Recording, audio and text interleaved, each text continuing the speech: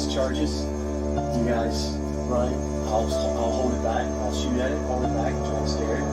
But if this thing charges, I can defend myself. You got it.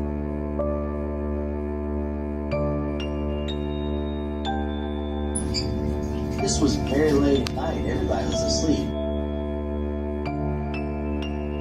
And I was terrified. I was absolutely terrified.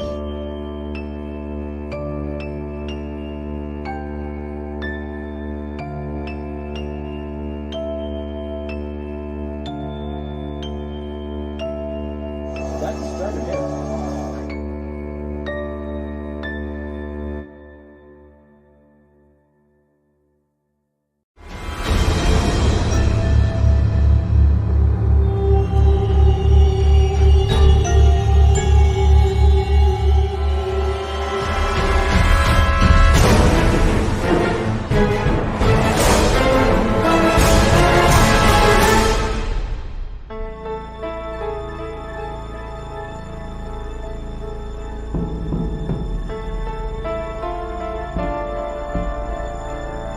Multiple layers of spiritual activity.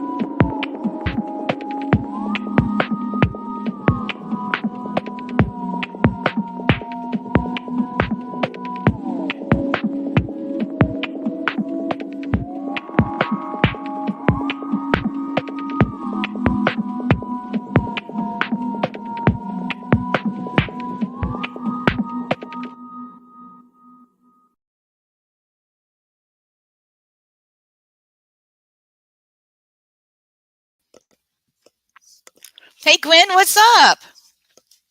Whoops. There you are. Hey. Oh, my goodness. I can't hear you. I'm there. There you are. Yeah. So we're waiting on Blaine Rohan to join us. But tonight, there he comes. He's coming in now. Tonight, we've got a very special guest. There's Mr. Blaine. Hello. Hello. We've got a really, really awesome guy coming on the show tonight. I'm really thrilled to have him. First time I met him, I just reached over and hugged him. That was just it. I just like, oh, there you are. And I just hugged him, really, really kind man, old-fashioned gentleman. Let me play something real quick so everybody will get an idea of who he is, and then I'll read his bio. Here we go.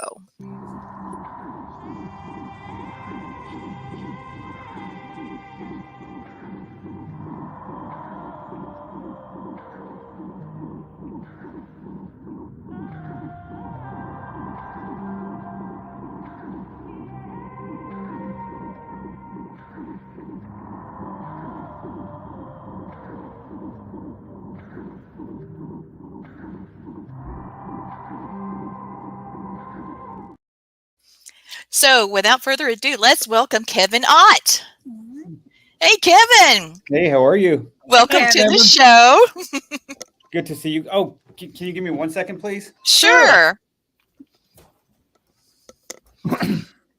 So, Kevin, he's not just cool because he's a cool guy, but he's got some things that are very similar to you, Blaine. He's got a background similar to yours. Right on. He actually comes to us with a background in police work. Oh, right on. Before he became a producer and investigator on Haunted Discoveries with Brandon Alvis and Mustafa Gadalori, Kevin came from a background as a deputy sheriff in Missouri. Right And on, in man. 2007, he teamed up with a local private investigator and then joined his paranormal team, beginning his journey in the paranormal. And in 2009, he moved to California, where he met Brandon Alvis, and soon after, he became an honors graduate from the Los Angeles Film School in Hollywood. Right on, man. So that kicked his new career in film production into overdrive, and Kevin still uses his investigative techniques from law enforcement in the paranormal field to see if the evidence and data collected supports a logical explanation or puts it in the world of the unexplained. So I know that your background being in the military is similar to Kevin's in law enforcement. So I thought that was pretty interesting, having that analytical perspective. Yes. And also, all of us on the show right now are expressive, analytical people. You got both sides of the brain going. You have to kind of balance the both out, analytical and creative. So it's going to be a fun show. Now, Kevin, filmmaking's got to be a lot better than chasing perps, I bet. They both have their ups and downs. See, my perps were actually shooting back at us, so most of the time, all of the time. So this is Luna. And Luna. She has to photobomb every time. She's looking for Uncle Blaine. Yeah, and there's the cat, so she's going to jump out of my lap. Hey. Yeah, and guys, you remember who Ginger is? Hi, Ginger. She came to the filming that we did, Kevin, and was following you around and kissing your fingers and wanting pets. So Kevin is he likes pets like we do. Right on. So did you like your intro? I did. That was great. So what are you guys doing now? You got so many fun things in the that you're already showing on Haunt TV. Yeah, right now we're working on wrapping up season 4 to get it delivered. On, man. So if somebody that hasn't watched your show, how would they go about getting to you and seeing, or I think people should go on there and go on to IMDb and leave a review and do everything they can to get behind you and support you. How would they do that? So to find the show, to watch it, it's available on Haunt TV, and that's accessible through Tubi. Yeah, I love Tubi. If you go to Tubi, you have to search Haunt TV. You can't just go search Haunted Discoveries. You have to search Haunt TV, Okay. and that's live streaming there.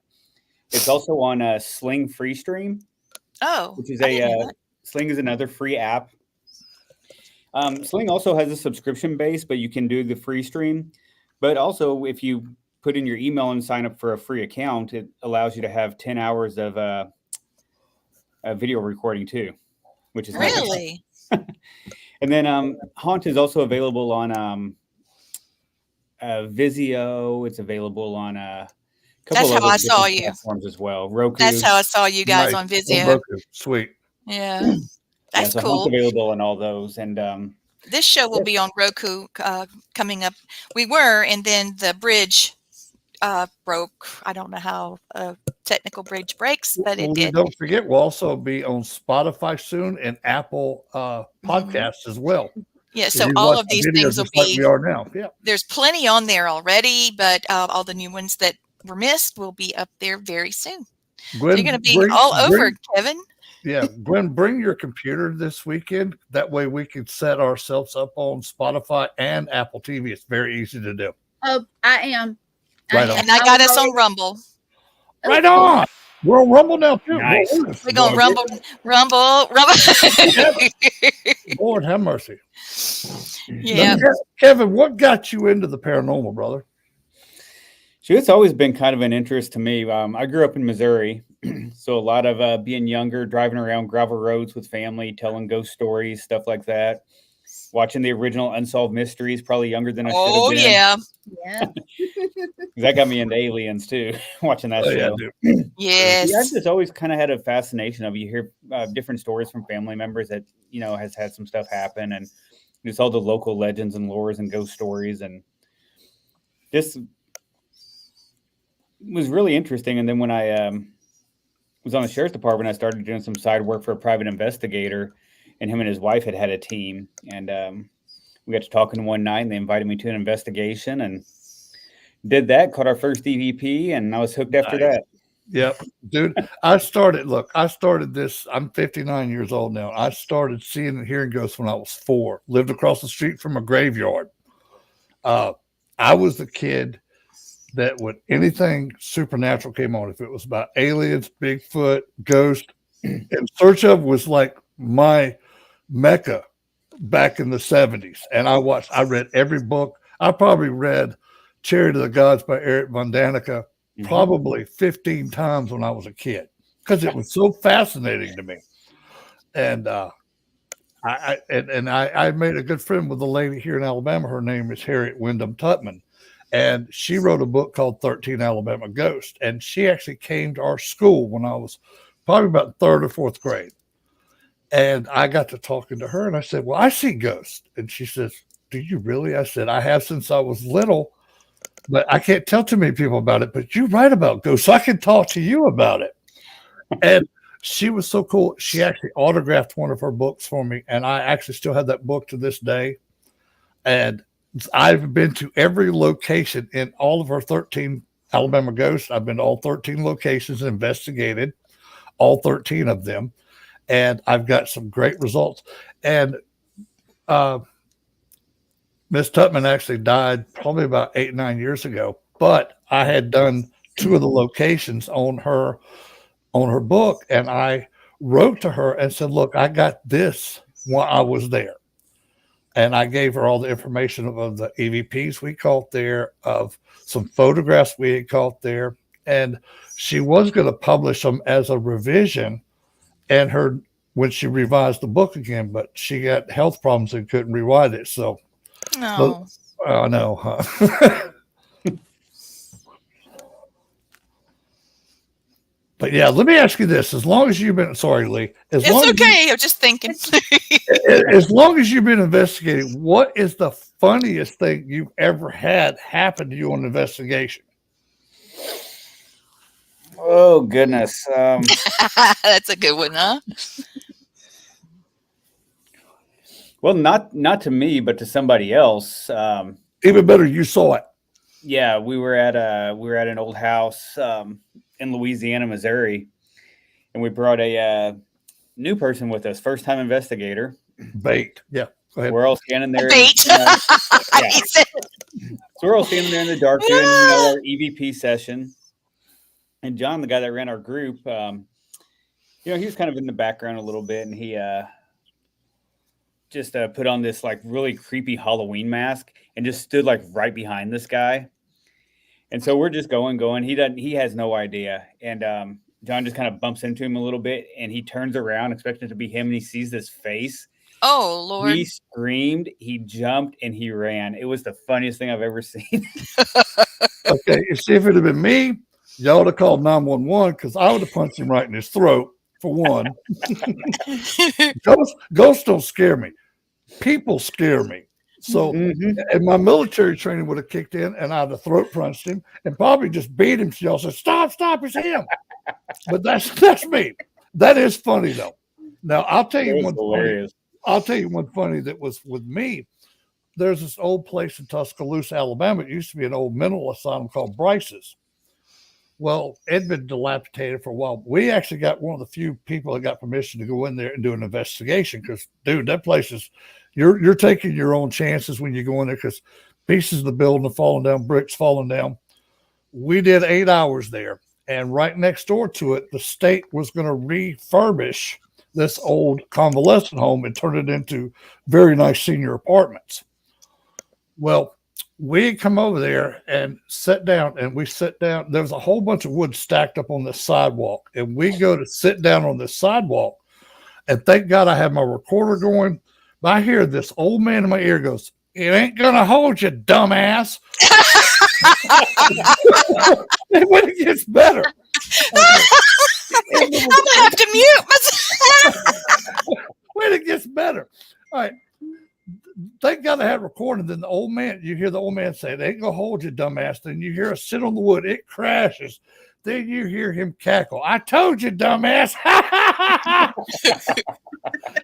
I got so tickled, and I wasn't even embarrassed because I busted my ass. I thought it was just funny the old man said that.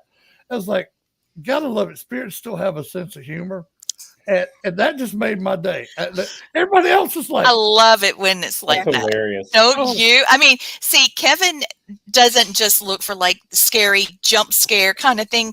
They get into the detail and the history and relationships, and that's what we do. Yes. That's why I was like, we're going to do a show on Tuesday, anytime that you're available, Kevin, because we would have a great time out there together. Oh yeah. I had something happen. It was a funny one. It was supposed to be a ceremonial grounds for a coven, and I thought maybe there'd be energy out there and whatnot. And so I'm out there wandering around in the dark because my flashlight's going dead, and Matt's ahead of me, but I cannot see. I couldn't see my hand in front of my face. It was that dark. And then I heard, it was an old man. It made me think of it when you said it. He said, "Y'all running around in the dark, you bunch of dumbasses," like that. And then it started to rain. I heard it, and it started to rain, and lightning cracked like that. And I said, "Oh!" And I stepped in something slick, and I just about did a split right then, trying to catch myself. And I'm yelling the whole time, and you can go back and hear the EVP laughing and said, "Yep, that's owl shit." Just like that. "Oh God." Yep, that's owl shit. Oh my gosh, Gwen, I'll have to take you out where that was because that was some craziness. Kevin, I'll give you another funny one too. We were at Waverly Hills doing an event up there, and they had a couple that they put with us because they put people with some of the pair celebs that were up there, and we were on the third floor, and we literally walk in, sit down, and turn the ghost box on. And the lady was just sitting there, and dude, she farted so loud. Oh no! I would have claimed that one. I mean, good God! And as soon as she did it, you hear this ghost of the spirit goes, "You nasty bitch." We have a disclaimer. We can say these things. Let me run that disclaimer. Yeah. Well, I'm just telling you what. Well, shit's not a bad word anyway. It's an acronym for ship high in transit. But she turned redder than my shirt, and she looked at her husband and says, get my purse. We're leaving. And as she was leaving, the spirits for Get this my ship purse. to hell. There goes stanky ass. I hope you don't. The favorite was, I hope you don't shit yourself. And I'm dying. Oh my God, that's hilarious. And she got talked about the rest of the night we were there. Even other investigators kept saying that the spirits kept saying it's about somebody shitting herself. And I laughed at that because I'm like, okay, I had to tell them all the story. Maybe she did. Maybe that's why she had to leave. I mean, that happens. No, she got embarrassed. No, it was a fart. It wasn't. It wasn't. You sure it wasn't a shark? No, she didn't start herself because it didn't have. It's just a plain old gas. But it was plain old gas. Lord have mercy. Where are we tonight? Our brains are way out there somewhere. I'm trying to make the show funny because I mean this is fun stuff, and it is fun. Kevin's probably got to film with some kick-ass places too. Oh, I'd love to hear about some of those. Pat, thank you. Oh yeah, we got a lot of people watching. We've got Vicky. We've got Vicky cracking up. Hey, thanks, Pat. Oh my gosh, we've got a lot of fun things happening. So, what's one of your favorite places, man? I mean, you've got to have a place that just touched your heart. One of my favorite places to go is any of the locations in Virginia City, Nevada. Oh yeah, dude. Love Mackey Mansion. I love the Washoe. Washow's nice. Oh just yeah. Walking up and down the street, during the day, going in all the stores and. What was that? I have no idea. My thing went crazy. Okay. As long as you're okay, Yeah, no, I'm fine. Am I supposed to turn something off? I don't know. No. Did I turn something on? I was checking the comments that we can't see just to see. Yeah. Thank you, honey. We've been having trouble with chats. Chats are going awry, so. Bad Gwen. Well, we probably have about 90,000 subscribers that'll be watching this at some point. So hope y'all are having fun because we sure are. They're laughing at us, so that's okay. Okay. That's what I want. But yeah, dude, any place that's historical like that, especially Old West, I love going to. Mm-hmm. I've done the Washoe. I didn't get a chance to do everything else that you did there, but the Washoe, I had a blast. I love that place. I kept wondering why a certain TV person got scared and jumped out a window there. I was having a blast. Let me guess who that is. I could Don't say it. I could tell you this. We pulled his man card. He has no man card no more. Bless his heart. Virginia City's cool. I really like Goldfield too. That's a fun town. Dude, I know. The high school. The high school, the Nixon building, and the hotel. See, we need a bucket list. Yeah. I want a bucket list. I wish you could come. I wish that, Kevin, I would love for you to come November 2nd to Fitzpatrick Hotel in Washington, Georgia. The first female prisoner was hung on the street where the hotel is. It's built on top of a cemetery. Oh, wow. The main street burned down 3 times. It was always because the courthouse was being struck by lightning. It gets struck by lightning, burn the town down. Get struck by lightning, burn the town down. So I was like, I might be telling you something there. But they back the hotel back some.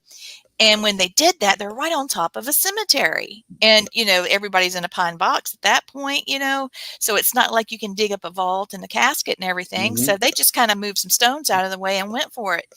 So, that's how you make a haunted hotel, put it on top of dead people. Yeah. And then people died there. There, shootouts and stagecoaches stopping and somebody getting run over by a stagecoach. I mean, there's just all kinds of stuff. And George Washington slept there, hence the name of the town, And there's a plantation house up the road that's also very haunted. So we're just going to have fun. Yeah. There's a set of twins that died in the hotel. One died from scarlet fever, and the other one broke her neck falling down the stairs. It was horrible, horrible, horrible. But these girls are still there, and they are so bad. They're terrible. They turn TVs on, they unlock doors, or they lock doors. There's just, it's off the chain there. It's a lot of fun. And when they have a bunch of ghosties, they really love it. bring it. They do. They love it. They do. And this is the Day of the Dead. So Oh yeah. Yeah. Never Yeah. mind. That's this weekend. Never mind. I was thinking it's Friday the 13th, but that's this Friday. We'll be down in That's South Friday. Alabama. Yeah. yeah, we're doing a paranormal conference in Ozark, Ozark. Alabama. Yeah, it is going to be amazing, Vicki. Thank you. So I try to find places that we don't know so much about, Mhm. and then go and find out what's going on. And Yeah. Blaine and I, well, all three of us love cemeteries. Oh yes. We have a little bit of a club that we go to cemeteries and try to piece things together about what may have happened. You want to tell him about the about your Alabama lawyer in South Carolina? Oh yeah, I'll tell you two of them. Wasn't he sweet? He Oh was. my He was. Okay. God. He I'm- looked like Captain Kangaroo because I could He see. did. He did. I was about to say that, but yeah, I'm in South Carolina. I'm from Alabama, and Lee goes, "Come here." I'm like, "What's up?" She goes, "Look where this dude's from." I'm like, "Holy crap, he's from Athens, Alabama, which is like north of where I am." And I start talking to the guy because I'm an empath medium like Lee is, Mhm. and we have a conversation with him. And I got so tickled because it had his whole name in there. At the bottom, it had Esquire, then had renowned lawyer from the state of Alabama and South Carolina. I'm like, this is too cool. And we had the best conversation with this man. And he was just so, like you said, he looked just like Captain Kangaroo. And I asked him, because there was a mausoleum behind us made out of brick. And somebody had busted it down. And I asked him, I said, "Where is your family?" And he said, "Behind you." And I turned around. There was, because I have been wondering about that mausoleum, what was all broken up. He said the reason he had to do that because they were going to move that whole cemetery and just dig people up. He said, "I'll be damned if you're going to move my family. I built Yeah. a brick wall." He built a wall built all the brick way wall. around. He Yeah. did. Wow. And he was so proud of the tombstone because he was Yeah. he was buried on top. It was during the winter. Yep. And so the whole top of his, coffin area, that coffin space was his tombstone. And the law firm that he was with paid for all of it. And he Yeah. was just so honored. And he talked about it and talked about it. Here, there he is. There he is. That's what he looked like. And she's not lying. That's what he No. looked like. I'm like, Yeah, I Okay, thought maybe he had a little mustache. Actually, Gwen did, but it was like I This think he was might have another just been guy, yeah. twirling. Yeah, I thought he was maybe twirling. I told Lee we were standing. I said, "Lee, you see this? We got Captain Kangaroo right here." And he busted out laughing. He goes, "Oh, Oh my my God, God. you see him too?" And I'm like dying laughing because it was funny to me. He wouldn't have a clue who we were talking about because it's way after his time. But Mhm. we found his doppelganger. We did, and he was so sweet. Oh my goodness. And he didn't want anybody stealing his family, moving anything around. He was happy where he was. He was honored. He was so thrilled to be talking to us and all of the equipment. He was fascinated. But then after we were about to leave, we're saying goodbye. And then he said, "Okay, I'm going back to sleep." And that was it. Well, He was done. Well, remember this though. He goes, where are y'all going to be tonight? And we told him we were at a place called the Gilded Bat, but Right. at one time it was owned by a doctor. So him being a lawyer, he probably knew it because of the high society in town. He had been to the house. He knew where it was. Yeah, he knew where it was. And where we were He at the said he Gilded- was going to come. and he did. He showed up. Yeah. He showed up and walked around and goes, "It still looks the same." Yeah. He was so sweet. Oh my God. Yeah. But Kevin, If you could come to Newberry, okay? oh my God, yeah. Please come to Newberry, South Carolina. Maybe we'll have a party and just invite you. Okay. Send an time. Uber to pick you up because there's a ghost that's all over downtown Newberry. And it's his name is Hank Henry. Dobson. Oh, all right. And I met him about 12 years ago. And the first thing he said to me was, asked me, was I a concubine? Yeah. And I said, "No, are you?" And he hung himself in his bank vault when the stock market crashed and everything. So it's a lot going on there with him. But he seems to know all the spirits in town. And if he's there, the party's coming because it seems like Yeah. all the other spirits are there too. But it's just a real historic town. And it's so fun to just, honestly, to put on your pajamas, go to a location and all the spirits know that you're there, during the day, go around, make sure everybody knows where you are, and then just get pizza and get all your equipment and everybody shows up. I know people are like, oh, that's a seance. No, it's not. These are friends. Yeah. It's not a seance. I'm not asking questions. We're having fun. Yeah. We're telling jokes, We're letting them tell their stories. Yeah, they tell us about things. Man, there's so much I wanted to tell you. I need to be asking you questions. I'm sorry. I know. I'm just so happy to see you. So tell us about some of your projects. Do you have anything that you want to do or things that you guys are working on as a team? There's some upcoming stuff that hasn't been released yet. So stay tuned for that. But yeah, I can't really say anything about that stuff yet. But no, don't do that. There's some stuff in the works. Sweet. And then that's good. I know that he's season 4 and getting that. So Haunted Discoveries is now at season 4. And then I saw he had released something else. You guys had released another show that was like a spin-off from Haunted Discoveries. What was that? So we shot a season of Family Spirits. Right. And that came out. That was season 1. And then there was another. Not come out yet. We should be having an announcement about that pretty soon. Right on. Family Spirit season 1. Mm-hmm. Cool. I saw that he was looking for something else. Like it seemed like it was a different. I don't remember. I try to follow everything you guys are doing, but you guys are doing so much. I got lost. Yeah. So are you guys traveling a lot? Because I know that he said you guys were going to be in the road a while. Yeah, we were for that, and we're back local now. So. Oh, good. Good. That way you can go home. Yeah, it wears you out being on the road. It does. Just the more time that we are, for Haunted Discoveries, it wears you out. I can imagine some of these that's gone for like 6 months. Yeah. Yeah. When I filmed Repossessed, we were back and forth every 2 weeks for about 6 months. There was a lot to that. Oh yeah. Shoot, I wish I could have took some six week trips. My trips were a year in Iraq, a year in Afghanistan, a year back in Iraq, a year in Jordan, a year in Saudi Arabia. Those were my trips. All over. Yeah, but tell them your first investigation. Oh my God, dude, you're gonna love this. Okay. I was stationed at Norton Air Force Base in California, which is no longer there in San Bernardino.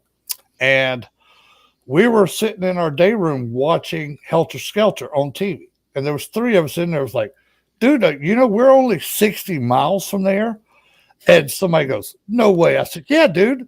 We went old school. This is 1985, dude. We pulled out the old atlas and started looking up how to get there for directions.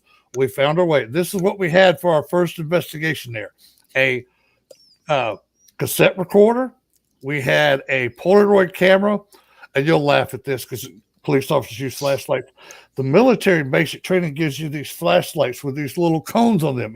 They were lightsabers before they were lightsabers. Okay. Well, after lightsabers. So we called them Lackland lasers. That's what we had. And we go up in the Hollywood Hills on Cielo Drive, and the house itself where Sharon Tate died is gone. Right. There's a man that owns both properties now. Him and his dad bought both, and they built the house right in the middle of the property. Well, this as a sheriff, you'll like this one. We were sitting there maybe 5 or 6 minutes, and LA County Sheriff pulls up, and he gets out of the car and he's like, "What are you boys doing?" And we didn't even have a word for ghost. And I said, "We're trying to catch a ghost." He goes, "I get off in 10 minutes. I'll be back." I'm like, "Hell yeah, you come back, dude. You come back. I don't get arrested for trespassing." And he came back. And this is what we caught. We caught nothing on the Polaroid. Of course, the flashlight was just to help us see. It didn't do nothing. But on that cassette recorder, I got 3 of my first EVPs off of that thing. And the first one was a male voice came through. And I asked him, I said, "Can you tell me your name?" And Jay. Yeah, thank you. He Jake Sebring came through. I said, "What did you do for a living?" "I cut hair." He was a big hairstylist from Hollywood. And then Abigail Folger came through second. Bless her heart. Mm-mm. And she was cool. She was like, "Yeah, I didn't like dying, but I'll get all of them," or something like that. And then I asked her, I said, "What did your family do?" And she said, "Coffee." No, she was at a Folger's coffee. Yeah, heiress. Yeah. She was the heiress. Yeah. Mhm. And the best one we caught was from Sharon Tate. And I never asked her name. I just said, "Does anybody else want to say anything?" And she said, "They killed me. They killed my baby." And I knew exactly that was Sharon Oh Tate. wow. Yeah. And I so think that she's was, so beautiful. What a beautiful. oh, woman she was gorgeous. And very natural beauty. Sort of like Linda Carter's a natural Yeah, beauty too. exactly. Okay, And- so sorry. and Got a there's question. oh, do we have a question? Yeah, Miss Peplo. Hello, Ke- Vicky. Here we go. Yep, that's our publisher. Kevin, what places have you done so far, and what was the scariest for you? Oh, it's hard to nail down all the places we've done. Cool thing about Haunted Discoveries, when we started that, we went to a lot of unknown places. Went Right to on. some There small you bed and go. breakfasts Yeah. and stuff like that around Kentucky. It is so beautiful where you are too. I think Oh one my of the gosh. places where I went in and I kind of got the heaviest feeling where I actually had to stop and back out of a room before I could go back into it was at a Yuma prison in Arizona. Dude, you've been there. Ooh. Mm-hmm. I have too. Like, I haven't been there. Shoot, that may have been 2015, 16, somewhere in there, maybe. Mine was back in 87. Yeah, 87. We were TDY there at Yuma Proving Grounds. And some of the guys, the Marines there said, "Hey, dude, you want to go?" Because they got a wing of the prison that's open to investigate. I'm like, "Come, let's go." Yeah, there was one. Actually, it was going into that the isolation cell, the dark cell, or whatever it was they called it. Like I was in there earlier, and then I went to go in, and like, so you have the front door, and then you have like a 6-foot hallway, and then it goes into the actual Mhm. cell. Got about halfway into that hallway, and it's just like I hit a wall, just a wall of Ooh. energy. Yeah. I had to back up, kind of reground myself, and then I was finally able to walk in. But that was one of the creepiest things. That and probably one of the most creeped out I've been to was Southern California. It's a place called the Graber Olive House. Okay. I've heard it. I've been there yet, but I'm And going. we was in the vat room where they have all the olive vats. I was actually in there Yeah. by myself, and Ooh. I was starting to do kind of an EVP session, and there was stories of like a shapeshifter, stuff like that being in there. That's you know serious. how sometimes when people talk, sometimes when they talk, they'll smack their lips when they go to say something. I do that sometimes. And kind of, I hate it. I heard that smack, and I felt the vibration of it on the back of my ear, like it was right behind me. Did your ear, like after that, did you hear like a woo, like I tinnitus? don't even remember. Just kind of. Maybe. Kevin, Like, nobody was Kevin, there. You could feel the presence, and you could feel the vibration from that smack. Kevin, I hate to tell you this, but you got kissed. Is what I may happened. have. I hope it was No, a you girl. have. You did. My son Oh. got kissed. That was his first kiss, was a little spirit that was a ghost. Bless. Poor little thing. I wrote about it in my book. He hated that I did that, but it was a former children's home. And the Too little girl sweet. gave him a kiss. Yeah. She also tried to steal my sweet tea. The straw was going woo, woo, woo, woo, just like a kid, trying to drink the sweet tea. So I was going to ask about, serial killers. When we were talking about CeeLo Drive and Sharon Tate and things like that, would you be interested in being able to go about things in a paranormal way in search of more details about a serial killer? Yes, I think it'd be interesting. it is. I think it would be the bomb. I've done 4 investigations that had serial killers that actually died on the properties, Mhm. and this is the weird thing about it is the serial killers are there in spirit, but so are their victims. So Yes, that's they what see their scares me because, well, go ahead, Blaine. We did this one together. It was the plantation where the guy murdered the girl and then they hung the Yep. man that did it. Now they were Yep. stuck together in spirit. Yep. Yeah, Mhm. that Yeah, worries we me. did not with the show, but before we started the show and stuff, I did go up and do Fox Hollow Farm up in Indiana. Okay. Yes. The whole Ooh. Herbaumeister. Her Bymeister, yeah. I think you ought to write like a ghost atlas, you know, of all the places you've been and give us the ratings. Oh, that'd be Um, nice. Gosh, we could get Casper. I have a Durango that's got 3-row seats. We could get Casper and get behind you guys, and we could just go to these cool places. That's going to be my Yeah. retirement one That's day. what's cool about like a lot of the ones we did in season 1. We did three bed and breakfasts that you can actually go stay at. I love those. Yeah, yeah, yeah, yeah. That's my And fave. and we've got some great stuff there, especially the one if you've seen the episodes, season 1 at Hall Place. Yeah, that is a good one. We started going into that place and it was just so tiny. It was kind of like, oh man, hope we can get what we need to make an episode out of this, and it just blew us away. Yeah. Again, it was a pretty much untapped resource. Mhm. Oh yeah, dude. Those are the best places because people don't realize that they are haunted. And I love it when people go, well, it's a brand new building. I'm like, okay, It but doesn't matter. no, it doesn't. And I keep telling them, look, okay, you think about it. You're not the only one that's ever lived on this property. There have been Native Americans on this property. There have been travelers to this property. There have been farmers on this property. So yeah, you're just because your house is brand new doesn't mean there's not historic and historical ghostly energies there. Right.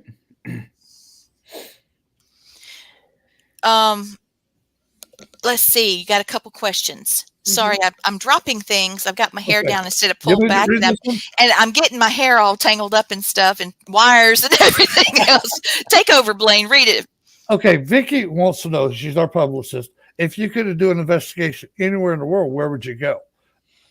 Anywhere in the world, I kind of want to go to.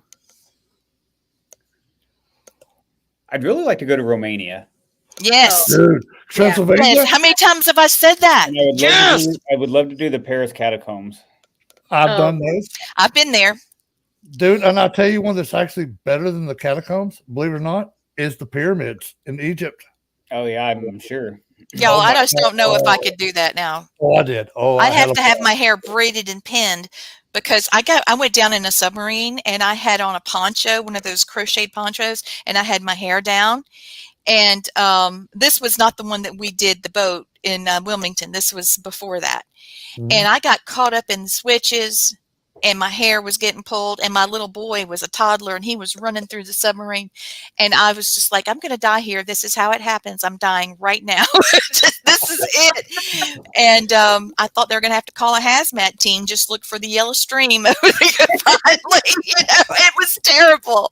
Well, I could feel everything, like things were walking through me and stuff. And I didn't do what I was supposed to do because I was worried about my son and I was hung up like in a spider web, So I think that we've hit. Wait, I got to ask you one question. All right, Kevin. I'm sorry, my brother. If Yes, you sir. get to go to Romania, to Transylvania, please take me. I'm a good empath. I'm a good medium, and I'm a good investigator. And spirits love me, and you will get all kind of evidence that you wouldn't get before. He's bargaining. I'm bargaining, man. If I can get to That's it. Romania, you don't have to put me on the film. Just let me go, and I'll do everything you need me to do. I'll be a gopher. I could tote cameras. I could set up cameras. I could set up audio. I could do all that fun stuff. I would totally get in trouble. Do not take me because I would be trying to. My luck, I'd get caught up with Dracula somewhere, and y'all have to come find me. I would be like, Scooby-Doo. What was her name? Daphne. That'd be me in that situation. I would be in trouble. See, what most people don't understand though is why Vlad the Impaler did what he did. Oh, I know, but it was for him to. It was basically, all right, y'all want to come here? This is what's going to happen to you. I thought it was a stroke of brilliance, military wise, because he didn't have a choice. no, he didn't. They were invading his country. He was trying to protect Christendom over the Muslims, and he was fighting for his land and his people and his religion. And I thought what he did was just a stroke of brilliance, military strategy wise, because Mhm. you see a bunch of people. But it was gross. Hey, Yeah. I bet it kept your dumb ass out of coming to his country. Y'all see all this? You want some of this? You want some of this? Hey, I got plenty of trees in Romania, so Mhm. y'all want to come on and play? We'll play. Mm. See, Well, the thing is, though, y'all, that was nasty. but it was efficient and it worked. And It did what work. it was. It did work, and he did his thing. And I watched specials on Dracula all the time about Vlad Yeah, we the do. Impaler. Yeah. And one of the things I did notice is that people from that country are very proud Sure of the they are. leader, the war leader that he And was. he is a national Yeah. hero. Yeah. I mean, there's statues of him everywhere there. Now my cat's coming to say hello. I'm Oh. just gonna maybe she'll go away in a minute. She's so wild. She's part Maine Coon. I know you can't see her for the filter, but Yeah. okay. So let's see. When we were just talking about the serial killer, like if we took a case and then we tried to speak with either victims or, someone that was the actual serial killer, like, Ted Bundy or something. Trying to follow that through would be really interesting. And we got a big rise out of people in the chat room in 3 different locations, and they're all saying, yes, need to have a show. So, I just thought it would be fun to try something like that. Pee Wee Gaskin is from South Carolina, which is where I live. And I get called to a location where he dumped several bodies. He was part of he was a carny. He worked for Carnival, and he was a little man, and so he couldn't dig holes, and so he would bury the dead bodies along streams, and then when it would flood, we would, the bodies would surface and stuff like that. So yeah, we got a bit of a mess with that, and I think the United States' first female serial killer is from South Carolina. Her name's Rebecca Cotton, and Yeah, she she was a haunts. mean one. Yeah, she's a Black Mhm. Widow. And she was gorgeous, and she killed several people and got off. So, there's the history and the mystery of the history is where it's at. So that's what I love about your shows. I know. You guys aren't just looking for the scary, you're looking for the Right. the story Yeah. too. Oh, and when we were talking about locations to investigate, Tom Gormley says the White House. White House Oh, would I'd be love good. it. There was let's see, Mary Todd Lincoln, and there's one other president's wife that was said to have held seances in the White House.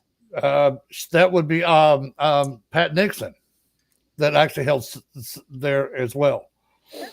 And Reagan's wife had psychics Reagan had psychics come in. So Yeah, that'd be an interesting one. A lot of history in that place.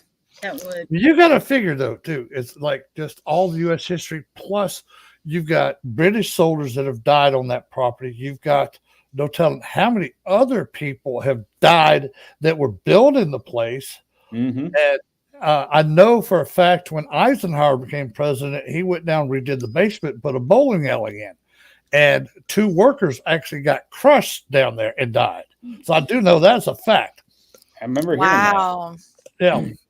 See, I got a degree in history. I got a master's in history, so I know history. He's not really well. just beauty, he's smart too. I'm smart too, yeah. So that's why I love the places what you guys do with the history part of it and the investigation. And to Mhm. me, it's like I'm getting happy because I get to go to a historic location and talk to spirits from that location. Mhm. And I get to look at cool things too. Like I love how the architecture was done in certain eras and how they built stuff. To me, that is fascinating how they made that look so nice. And this is some of the funny stuff about it. Like some of the ones didn't have as much money as they said they did. So they'd have fake stuff in their house to make it look like they were super wealthy, but it was all facade. And to hear stuff like that, I love it because it's like, okay, you've got these nice crown moldings on the floor, but your fireplace holder or your fireplace blocker is just an ornate, very cheaply made, but it looked like it was very expensively made. Yeah, Roosevelt. He said the meanest man in the world. Vicky is saying, didn't Winston Churchill also see a ghost in the White House? Yes. And she said, I love reading about and learning about history. Girl, you and me both. Well, Vicky, I can tell you this. Okay, Winston Churchill was there. He had a conversation with Abraham Lincoln outside of the Lincoln bedroom, because that's the room he stayed in when he was in Washington. He also got Martha Washington to come through and talk to him, because Washington never lived in the White House, but Martha Washington actually visited and stayed in the White House several times. So her spirit is there. Let's see, Eleanor Roosevelt's spirits run through there. I'm sorry, what? I was going to tell you, have you ever heard of a person named Major Butt? I know that's a weird name, but his name is Major Archibald Butt. And he actually saw a 15-year-old boy. And he said that he could feel a hand on his shoulder looking over to see what he might be doing. And this was like in 1900s. And so he was a military aide to President Taft, Major Archibald Butt. That's Major Butt. I think that's funny. Major Butt, and then and they President Taft called everybody in and said, all right, if I hear anybody talking about this, 15-year-old spirit, 14-year-old spirit that may be in here, I'm going to fire you on the spot. And that's how he put that to bed, because he had things that happened too. That's why he didn't want it talked about, because it scared him. It scared him, exactly. But I just thought it was hilarious, Major Butt. I love to say that. But Abraham Lincoln, Willie Lincoln, Andrew Jackson, Thomas Jefferson, Dolly Madison. She's in the Rose Garden. Yes. Yeah. Mm-hmm. Abigail Adams. Yeah. Wet laundry and scent of lavender. I don't know why she's wanting to smell like wet laundry, but okay. A lot of people She used the lavender to cover up the smelly laundry, because she stunk very badly. Oh. Yeah. So what's next? What do you want to do, Kevin? What is next on your agenda? I'm sorry, Blaine. Yeah. I'm just so excited. I'm having a great night. Location-wise? Yes. Or project-wise. Have you thought about something you'd like to do? Yeah, that's parts in the works. But okay, don't say it then. Yet. Don't give it up, because people do copy smart ideas. So keep it to yourself. You don't have to give the location, but just like give an area of like, okay, it's in the state of Delaware, or it's the state of, because that covers a whole lot of ground. Just say you're looking to do a location in this state. I wanted to do something in Florida. Yeah, it's on this side of the country. Okay, cool. So it's on the West Coast? I'm in Kentucky. I'm in Louisville. Oh, so you're right, straight up 65 for me then. Where are you at?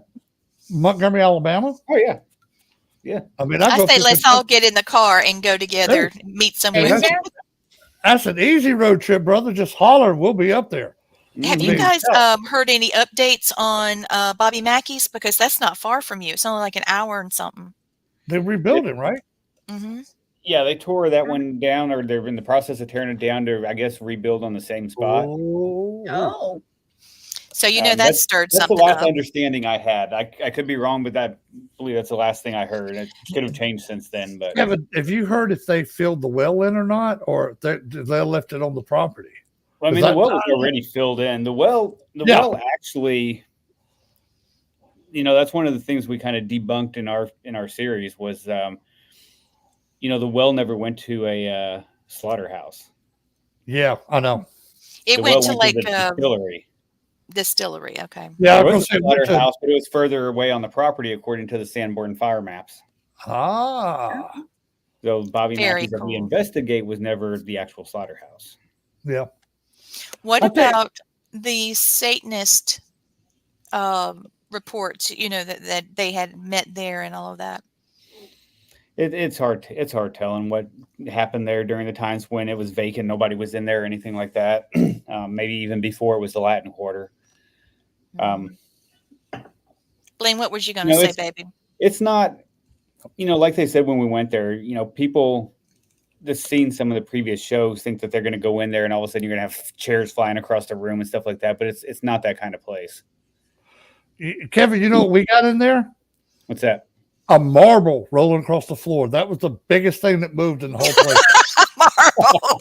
Yeah, I don't know, and it was an old Steely too. So any kid from the '70s played marbles. Steely was your best friend because you could bust up marbles like crazy and pick them in your pocket.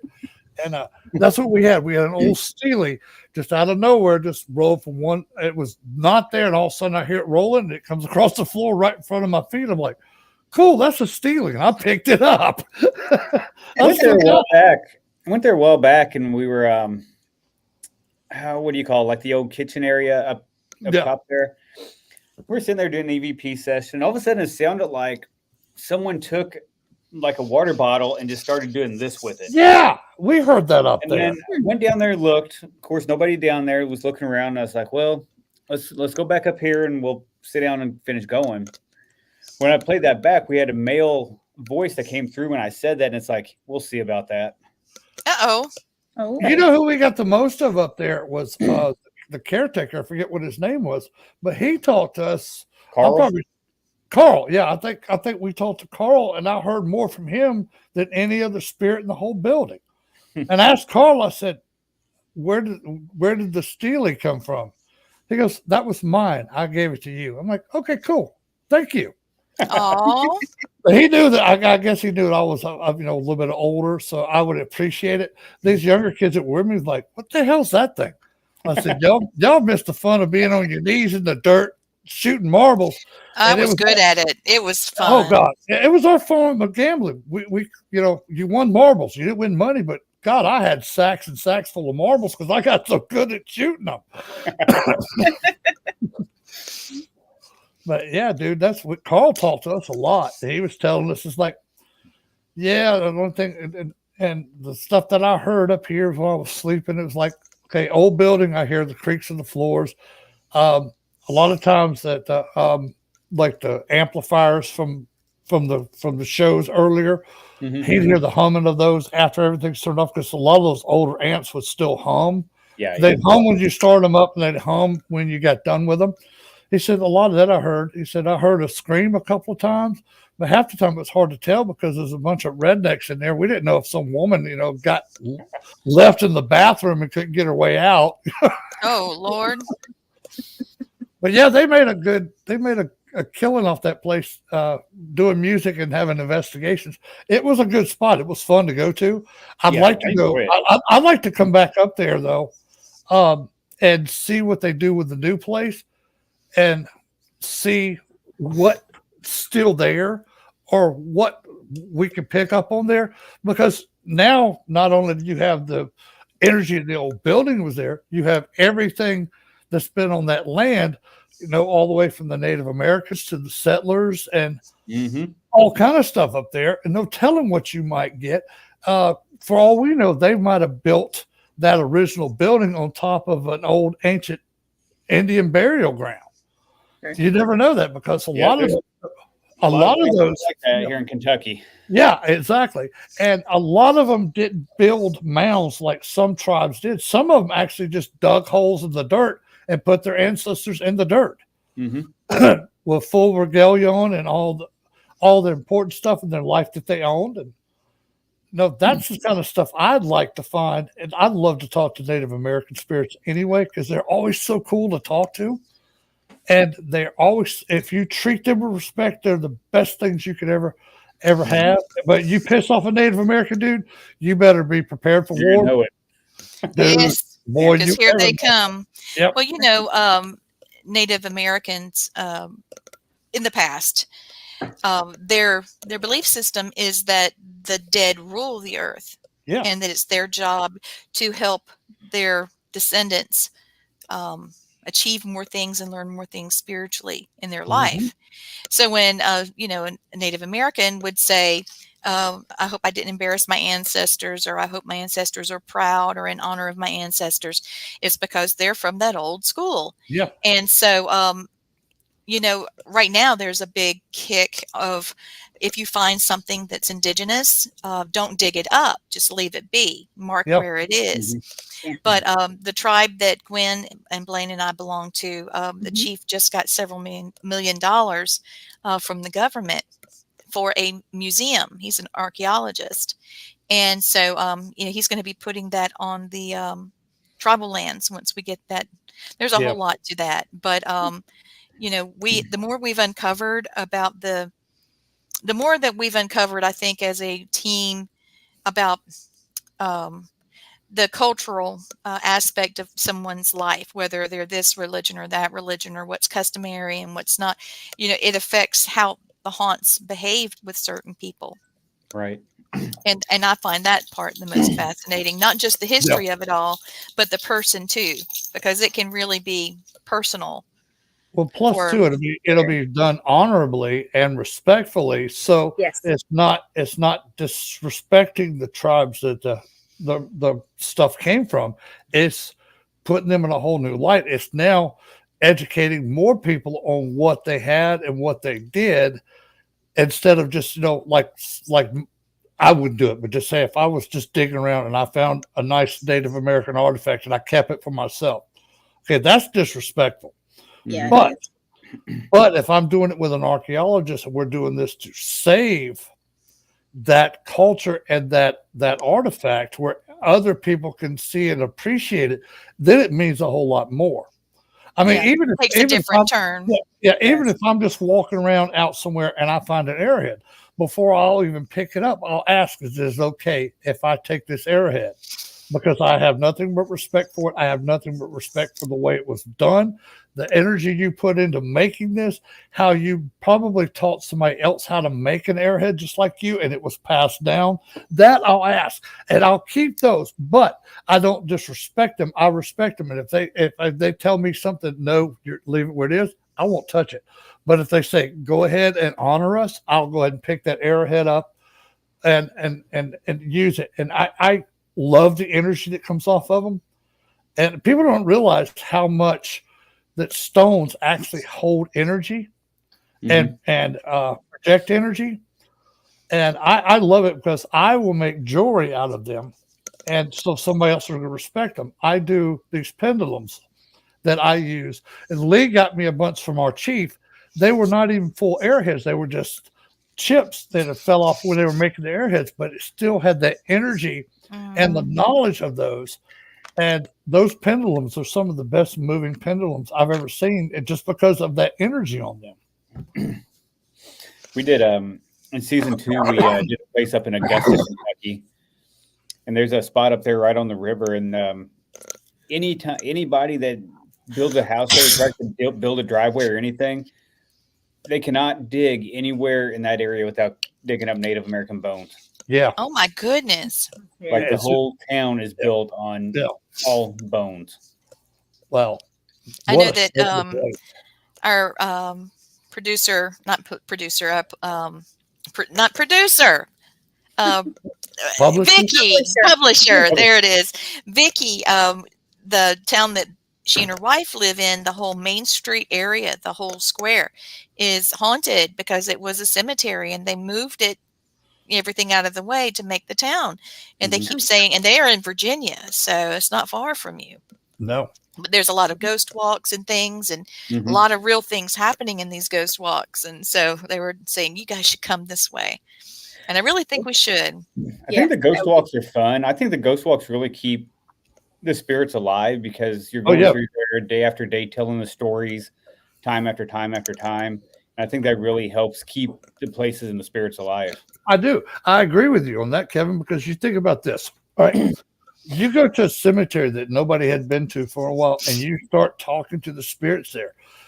And people think, okay, well, why would they stay in the cemetery? And I'll tell them this, okay, everywhere you've ever been leaves a sign of energy from you. And they're not confined to a physical body like we are. So their energy can be 4 or 5 places at one time and still have full consciousness. Well, when you go to a cemetery like that and you show respect and talk to them, I'll give you a good story. Me and Lee and Matt, part of the cemetery club, were at Shelby County, Alabama, at an old Confederate cemetery. Well, we walked through and we showed respect to every single soldier that was in that graveyard. And when we got there, we thanked them for letting us be there, thanked us for letting us talk to them. And they were so excited that somebody came and remembered them and had conversations with them. And this is no lie. You're going to ask Lee. Me, Matt, and Lee, right when we were leaving, we told them, okay, thank you so much. We will come back and visit you again. And we had to walk probably about maybe 1,000 yards from the entrance to the cemetery to where we parked at. We got to the car, and as soon as we got there, we got two of the loudest rebel yells you've ever heard in your life. Yes. And this is so cool. It was so loud, and it echoed. Oh my God. This is so cool. All right, there's not a house around that place for 5 miles either side. Mm-hmm. Behind it, it's all natural woods. So there's no houses back there till you probably go about 7 or 8 miles back before they have houses. So there's nobody out there. This is like 3:30 in the morning. And the two rebel yells we got, dude, was just so crystal clear and loud. It was there showing. It was chilling. It was chilling. It was chilling. Amazing that we actually got that. It was precious. And that's, if I didn't have Matt and Lee with there, nobody would ever believe we got that. But I had witnesses, and her two kids were in the car. It woke them up. It was so loud. Yeah. Wow. Yeah. They're like, what was that? And I just looked over, babe, that was a real rebel yell. That was a rebel yell. I was like, holy but it was crap. like maybe 2 or 3 soldiers, and they were all within the same sound. Yeah. If you go on YouTube and you put in their rebel yell, it sounds like a train. Yeah. Because they're all on different rhythms. Oh my God, it's definitely intimidating. Yes, it was so cool though, and I wish we'd had recorders going. We were recording it, but I was so tired. I'm just going to tell you, I was sleeping standing up. Well, y'all had just drove straight from South Carolina over to Birmingham. We had done, and it was like 4 a.m. Yeah, we had went over and done Sloss Furnaces that same day. Oh wow, we how was that? Back, oh, dude, Sloss Furnaces. It was amazing. If you could, Sloss. The only thing I hate about it now is it used to you could go in there and film for paranormal, but they got all cultural now, so they only book it for weddings and parties and bar mitzvahs, or they have little steel making classes where you can learn how to make a piece of wrought iron, and they will not let you do investigations anymore, which sucks because it was a phenomenal place. It was always active, dude. Inside, okay, I'll give you the main room. Inside the boiler room, there was a gentleman, and this is before they had safety gear, and there's a big wheel that goes around that helps helps the fire. And a gentleman was eating his lunch, and he leaned up and he got just close enough to that wheel, and it snatched him up, and then it crushed him as it came back down. Well, we got video of him leaning against the thing, watching him suck up and go around the top, and you could see when he hit, like all the guts and stuff come out of his body and just squirted across the floor. And we used luminol on the wheel, and of course it lit up. Yeah. So but they said it was running one way. Remember that, Blaine? And it was actually going the other way. The other way. And you will catch shadow figures in there with your own eyes. You'll hear audible voices in there. And I will say this, it was a very male-dominated workforce. So if you do have females, they like to say crude and rude things. Mm-hmm. I mean, very crude, rude things. But one of the cool things that happened with me, Lee, and Matt, they lived on the property. They had to shop at the company store, so they were always indebted. They never got paid cash.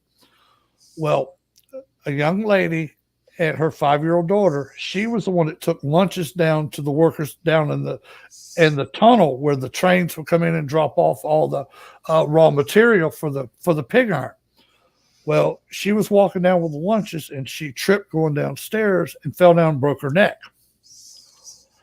Her husband worked on the far end, not in the tunnel. He was basically the rail conductor that made sure that the right trains went to the right places and stopped and got where they needed in the tunnel.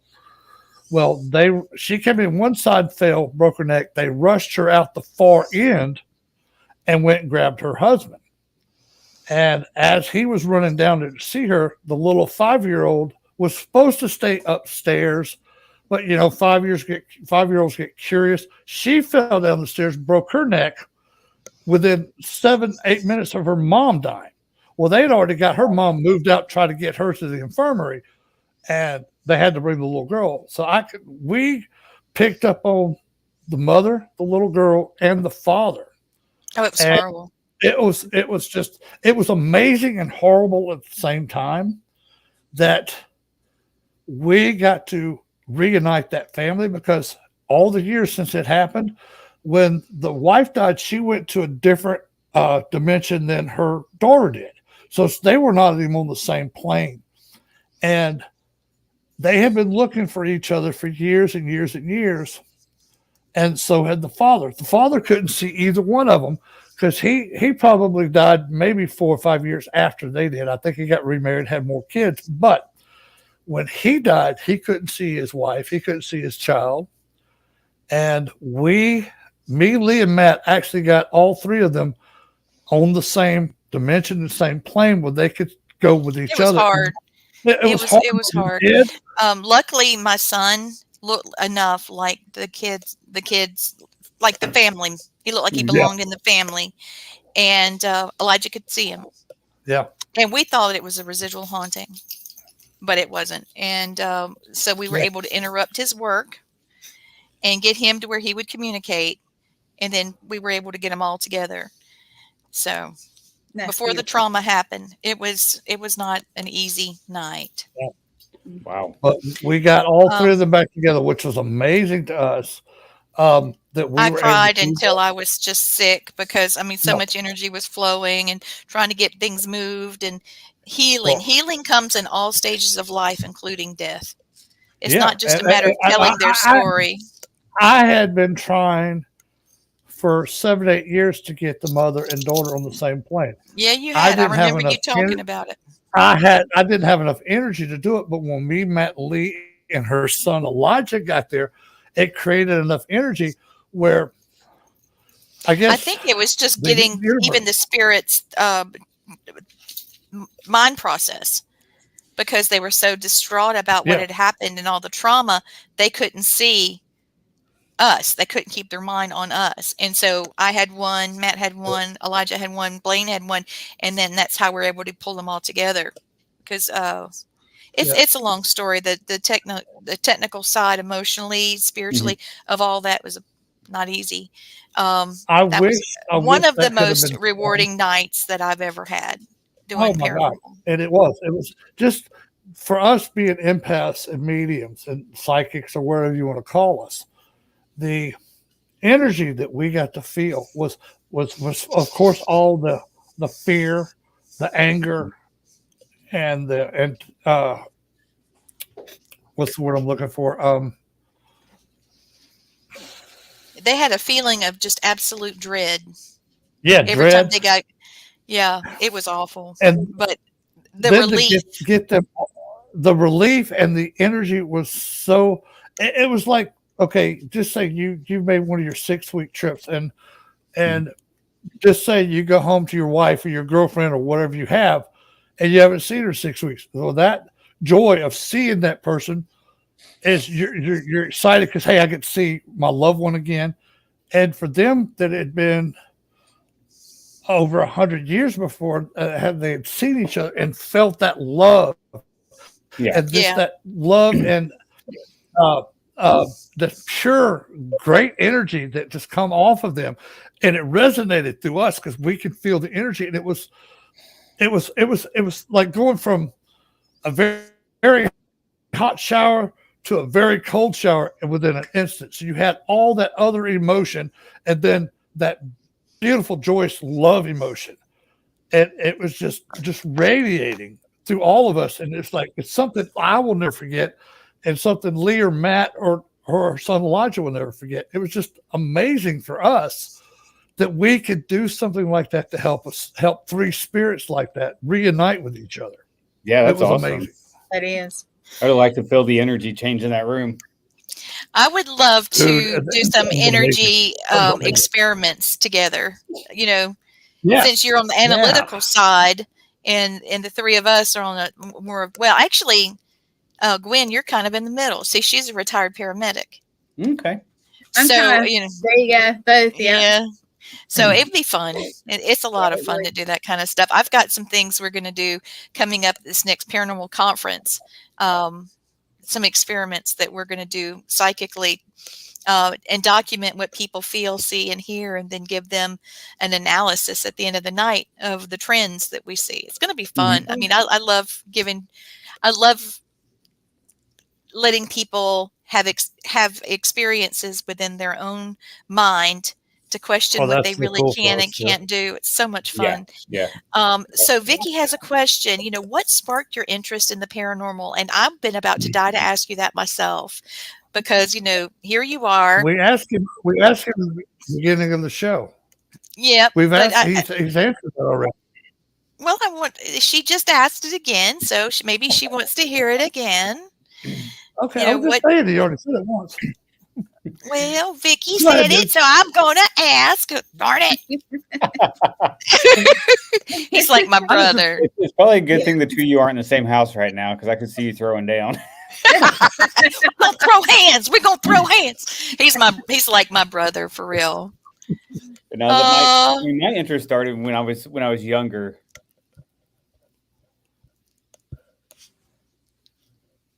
What happened? Oh, somebody just walked into my office. I was trying to figure out who was here. Oh, okay. Dude, I heard the doorknob open. I was like, yeah. I was looking good. Patrick Walsh says hello, by the way. Patrick says hey. But no, my interest started back when I was a lot younger, and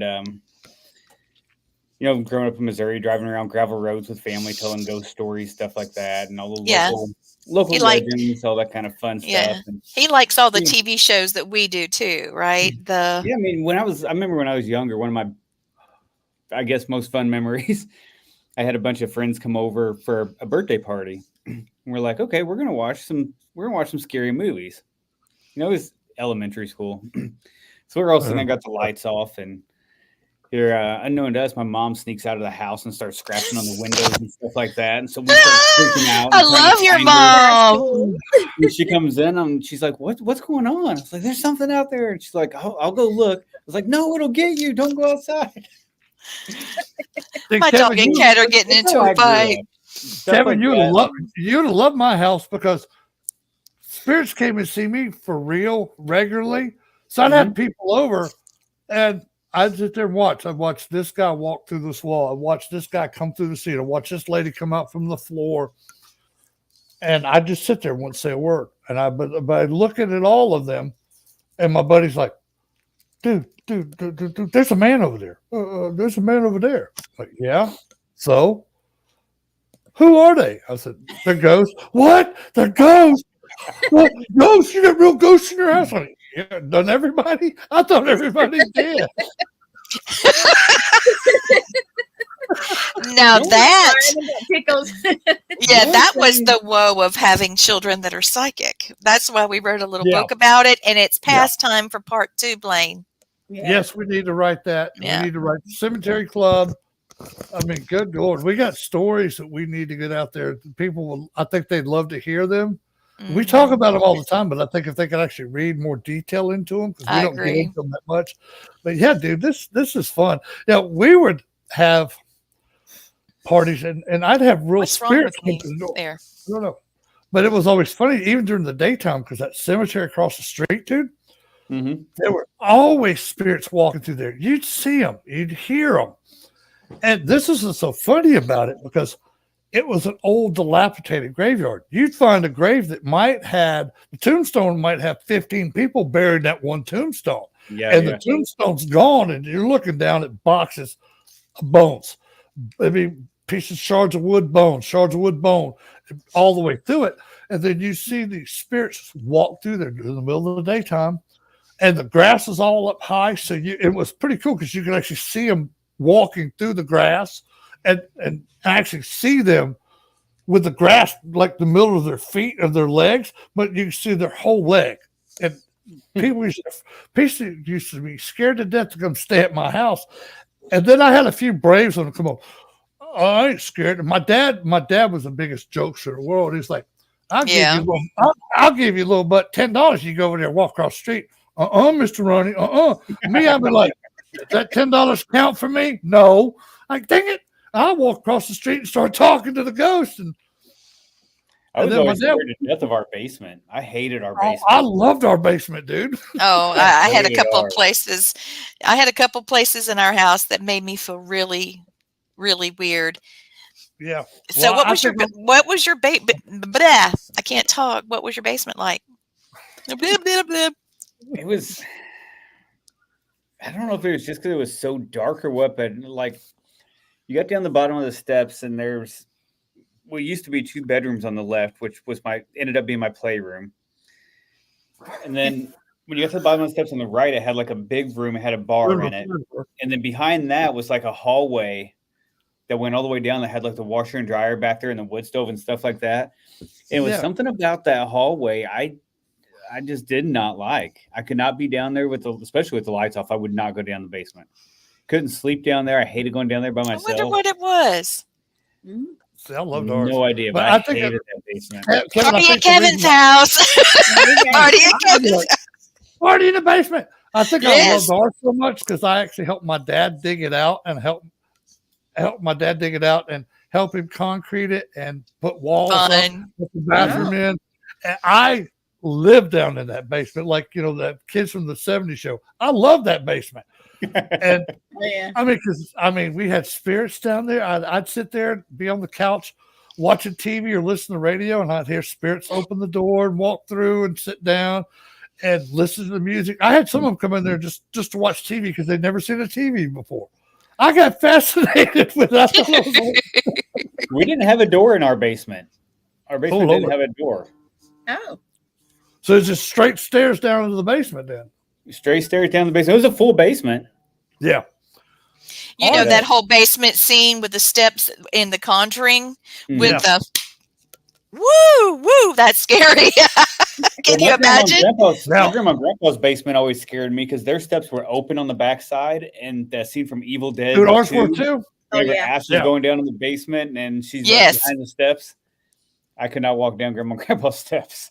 Okay, so with you being a cop and you being a ghost hunter, which one has been more difficult with the the angst of you have instinct, you have to have been a cop.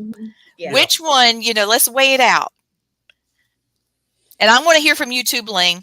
Let's see what Kevin says first, though. I mean, it's a whole difference in dealing with the living and the non-living. Isn't it the truth? Oh my God! I would rather deal with the non-living. Yeah, that's true. What about you, Blaine, sir? Okay, I can attest to the cop thing because when I was in the military, we had the augmentee as a cop, and I was sitting at the gate with a actual security forces guy, and we were in California, and we had 2 gangbangers. They were chasing each other, shooting each other.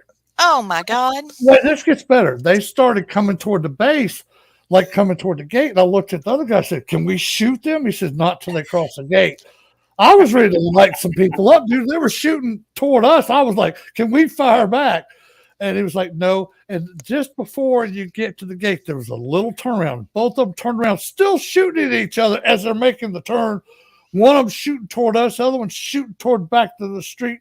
And they go out the other side where the light is, run the light. They're still shooting at each other. And the only thing I saw after that was a bunch of helicopters looking for them, but they never caught them. I'm like, but I got to see some weird stuff too. We went to domestic dispute on base housing. It really wasn't a domestic dispute. These 2 got in a food fight. And when we came to the door, he had eggs and mustard and ketchup, mayonnaise, and she had flour and sugar. And I look at the other guy and says, "So what were you charging them with?" So they never hit each other. They threw food at each other.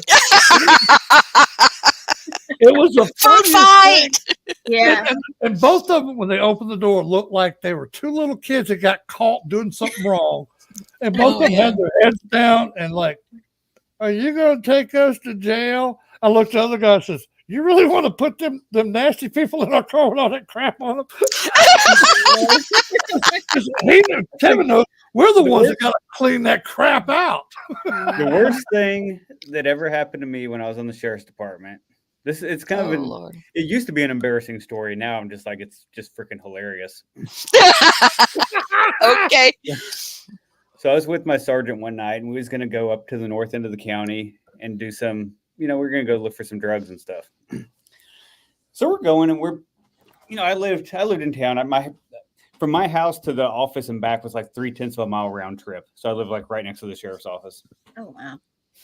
So we're going to go up north. We're going to go look for some, go find us some drugs. So we're probably, I don't know, 18 miles from town. It's pretty cold out. It's probably in the 40s. We're going along, just having a good time. I have my soda between my legs and, just driving. Reach down to scratch my foot, and all of a sudden I just feel my crotch get soaking wet. Like I just spilled my soda all over myself. Yeah, like damn. And then, I like that. And then about that time, we were both like, and then the heat set in. When I had reached down to scratch my foot, the bottom of my bulletproof vest hit the button on my mace, and I emptied a half a can of pepper spray. Oh my God!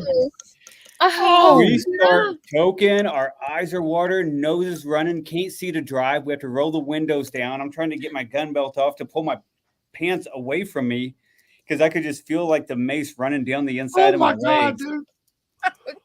So snot. Oh my God, honey! Trying to drive 18 miles back to town with it 40 degrees outside. Your tears are freezing to the side of your face. Yeah. I get home and I just run in the shower and I just under cold water for like 45 minutes. Dude, you had I to. bet. It was like I backed off for it a second and I was like, okay, this is better. And the heat's just like, it's back. Oh, dude. Back into the cold water again. It's the same stuff that they use for us when we have to go through the gas chamber. That stuff burns. I tried to use that BioShield, which is that decontamination spray. Yeah. That wasn't working. Oh my God. On fire. I heard that bread helps. Does bread and milk help, or I don't know. We used it was Dawn detergent, honestly. Dawn detergent? Dawn might work. You had it. Don't rub it. Don't ever rub. Oh, you rub it, you're screwed. Oh my God. You gotta let it dry and flake off, kind of. Yes. I have not lived a life at all, have I? Nothing like that has ever happened. Oh my God. Oh, dude, I bet you were. You're like, oh God, I'm gonna be blind. I'm never gonna get this smell out of my nostrils ever. I had to throw all my clothes away. Oh, dude. Yeah. Did you get the car clean? Oh, it didn't get in the car; it just got all over me. All over. Okay, good. Yeah, he took the blunt car of it. because it was so your eyes would water. We had to leave the doors open on it for like a night. Dude, you had to probably take it back to your motor guys and have them put 2 fans in there where it just blew all that shit out. Oh my God. That's terrible. That is good. Hey, I had another buddy do the same thing, but his got all over his partner in the car. And it was like you said, it was like 35, 40 degrees. And they had a guy in the car that they had just picked up on Drunken Public. So he gets blasted. All 3 of them in the car just get just Jimmy blasted with that stuff. And he's back there screaming, I'm suing. I'm suing. Yeah, is it better to work with the dead? That question has been answered. Seriously. Oh my God. Yep. The cop looked at him and goes, hey, all I gotta say is you charged us and I had to spray you. What are you gonna? Who's gonna believe you or me? Yeah. If two of us, one of you, we win. I just told him to spell my name right. Mm-hmm. Yep. Exactly. Yeah, this has been a crazy show. I love it. Isn't it awesome? I love it. People are having a blast. I just thank you so much for coming on, Kevin. You got to come back. Tell us what kind of mischief you're into now. For real, man. Yeah, there'll be a lot coming up soon. So awesome. Dude, keep us up to date on it. Just send Lee, myself a message, listen to what's going on. We're not going to disclose anything you do because we understand what you do because we've both done shows. We just want to enjoy it with you. We don't want to enjoy it with you. Just make sure you tell me. Don't say anything, Don't let me screw up, honey. Lord, because I'll stick my foot in my mouth and I can't unring a bell, But I would be so thrilled. Kevin, my name's Sergeant Schultz. I know nothing. dude, you say not to say it. I'll listen to the story because I'll think it's hilarious and I'll enjoy the story. But that's as far as it goes until you come back on the show and that's already been released. We'll talk about it then. But till then, it'll just be me and you talking about, me, you, and Lee talking about, okay, guys. Or Gwen. Yeah. And this All happened. of us. All right, we were filming this, and this happened. Dude, you're not going to believe this. Blah, blah, blah happened. Like, dude, that's so cool. And it would be so cool because, like, you're not disclosing anything to nobody that's going to say anything. And you're still, confidentiality is still good. But yeah, dude, we'd love to hear the stories. And we'll give you some, too, of stuff that we filmed. Yeah. One of the things that we are really enjoying, I think, is about psychic children. Because a lot of the people that we're in class, you know, we teach ghost hunting and psychic, your psychic connection, things like that, how to ground and shield. We talk about equipment, you know, we break it down and have a lot of fun. Well, we've had some people come in, and lo and behold, some of the questions they had when they were a kid that they're still trying to process now that the taboo's off, you know, whoever was telling them to be quiet about it, now that's gone. Before they have a chance to process it and unpack it in their head, now their kids or grandkids are seeing spirits and having conversations right in front of them. And it's a lot of fun, you know, watching these things, see these little trends in the family. It's so much fun. And it's fun too to watch them open up. Like you said, it's been so taboo from them not to say anything. And for them to get to actually speak to people that have done this for years and years and years and understand. It's now they can break their freak flag out and just have fun with it. The freak flag. I love that. Oh my Lord. I might be stealing that one. Here's another one he's got. It already belongs to family spirit anyway. Well, you did the other one. Tell him about the other one. The Boo Buddy. Oh, the Boo Buddy. Okay. You know as well as I do. Okay, it's not good to investigate by yourself, especially now because there's other factors out there like human factors. You don't know if a location is people crazy. Crackhead is in there. Right, they're nuts. Some person that wanted to buy the house, he's pissed off because somebody else got it. You don't know what these stupid ass people are going to do. So I made it this firm. Sorry, you just turned it my tickle box over. It's your fault. It's good. But see, I made the term Boo Buddies. Like, okay, Gwen, your Boo Buddy is Lee. Kevin, you're my Boo Buddy. Okay. We go everywhere together. Yeah, we do love, brother, much love. And we go investigate, but we're staying together. So if you witness something and I'm there, we can confirm it and verify it. Or if I let you go by yourself and just say you trip and bust your ass and break your leg, ain't nobody there to help you. And you know as well as I do with electronics for spirits, they like messing with your equipment, and your phone's a part of your equipment. I've had places you're in the middle of 5 towers and have no signal because they blocked it. So, can you imagine what he did to me when we were in the bottom of that ship and I went tearing off by myself? He was standing there with I was chasing a spirit I saw. He's like, get back here. Had his hands on his hips. He's like 6'3". And I'm looking up at him like this. He's like, now you know better running off by yourself. Yeah, Boo Buddy 101. He was tripping out. You said it on the ship. You said it. Well, I got to a spot and I got stuck. He kept telling me to turn around. There was no turn around. I was in a bad spot. And I'll tell you something funny, Kevin. Our whole class that we teach, and they enthralled the Boo Buddy. They had Boo Buddies everywhere they went. My birthday cake had Boo Buddy. Birthday had Boo Buddy on it. Thank you, Quinn. Boo Buddy's creepy. Dude, I love it though. You like Boo Buddy? I'm creepy. Yeah, that's the point. Yeah. Teddy, it's like those damn Teddy Ruxpins we had. No, I don't like that. I don't like that thing. But my Boo Buddy's a whole different thing. I even have T-shirts that say Boo Buddy on. Lee has them that she's going to bring to the con, and I gotta tell you the mine and Gwen story. We're at the North Carolina. All right, the night before we investigated. I got to mute again. Wait.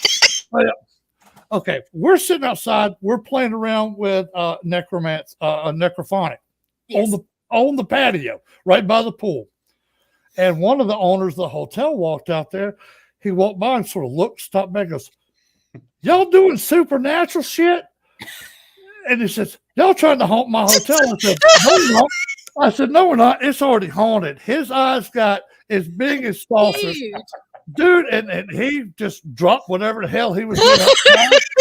And all we saw was ass and elbows and him get back in that door and him looking back at us like 3 or 4 times, making sure it wasn't coming in after him.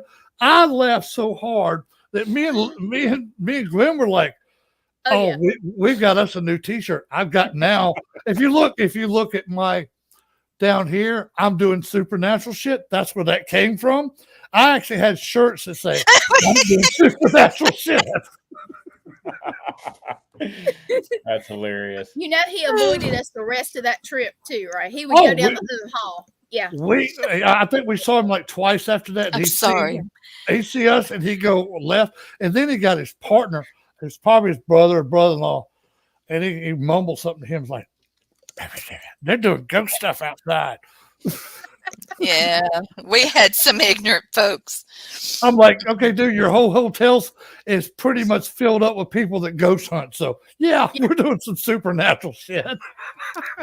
Yeah, we just happened to be sitting outside, and I think he was watering something because he kind of threw the hose and got out of there, man. He was gone. But yeah, dude, I thought it was hilarious. It's like y'all doing supernatural shit. Y'all trying to haunt my hotel. No, we're not. It's already haunted. It is like, what? What? We're just talking about who's already here. Yeah. Yeah. We were. Yeah.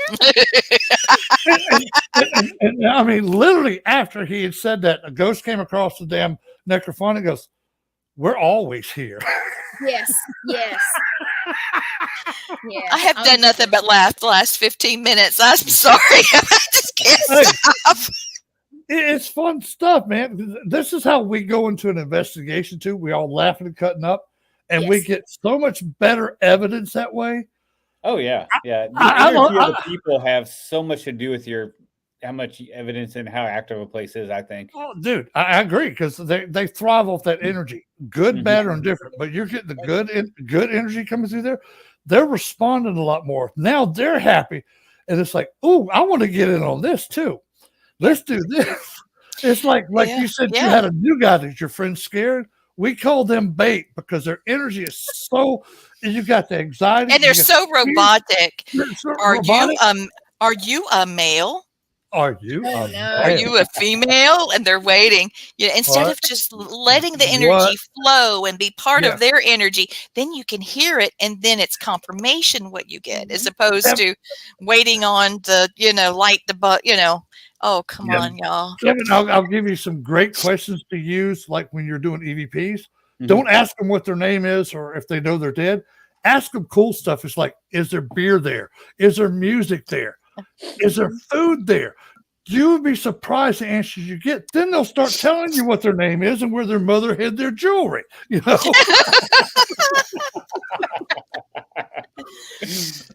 I think that I don't think I have seen a humorous ghost hunt on television yet, but man, if that was an opportunity, we would have a blast. Yeah, we need to have one. Yeah, because we have so much fun. Oh my God! Back in the day, it was Paranormal After Party. Yeah, I don't know if you remember. Do you remember that, Kevin? I do. You're not old enough to remember that, are you? I do. I know you and I know. Oh gosh, that was back during blog talk days. Yeah. Blog Talk was like when paranormal hit the fan. Yep. Blog Talk was the place to be, and everybody wanted a spot on it. And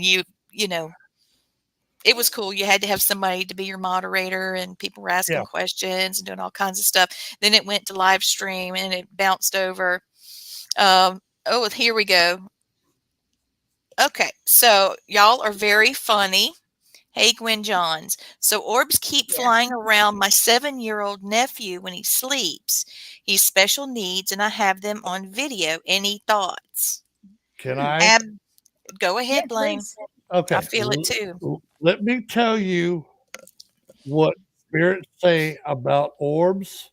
They do not like them. Most of your orbs can be explained away with either dust, dander, water vapor, bugs, and several other things, okay? What you're getting, and our solution, our joking solution for that is just get you a bottle of dust, and that'll work. I'll take most of your orbs. But if they're light sources that you can actually see the lights change colors, yes, that is a form of a spirit, which they call sprites.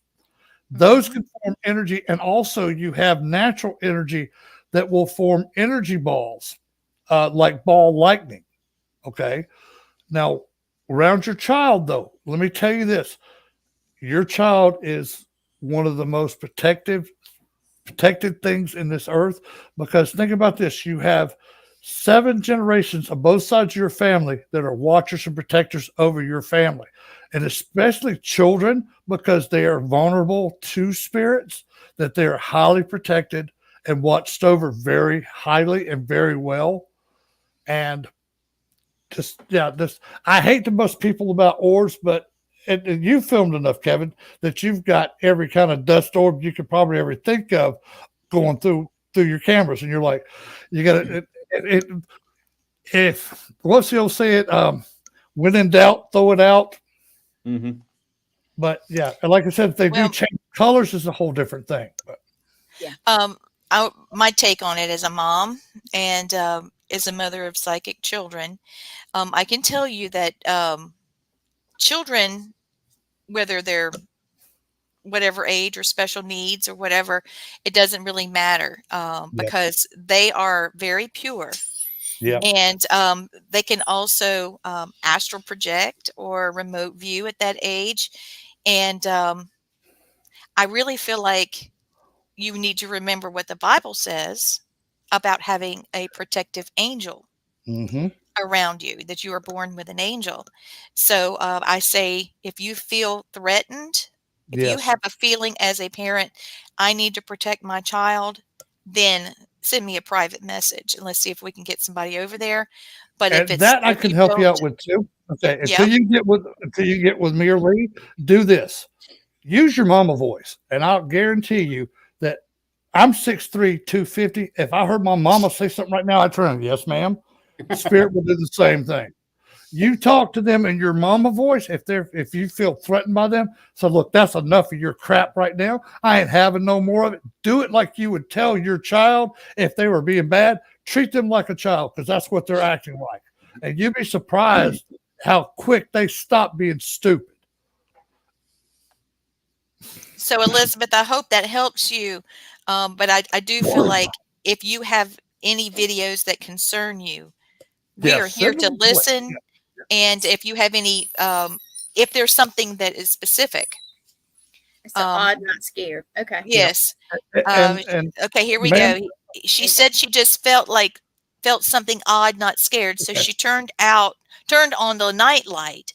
And yes, it wasn't dust, no light in the room. And she did check it. And she does feel better about that.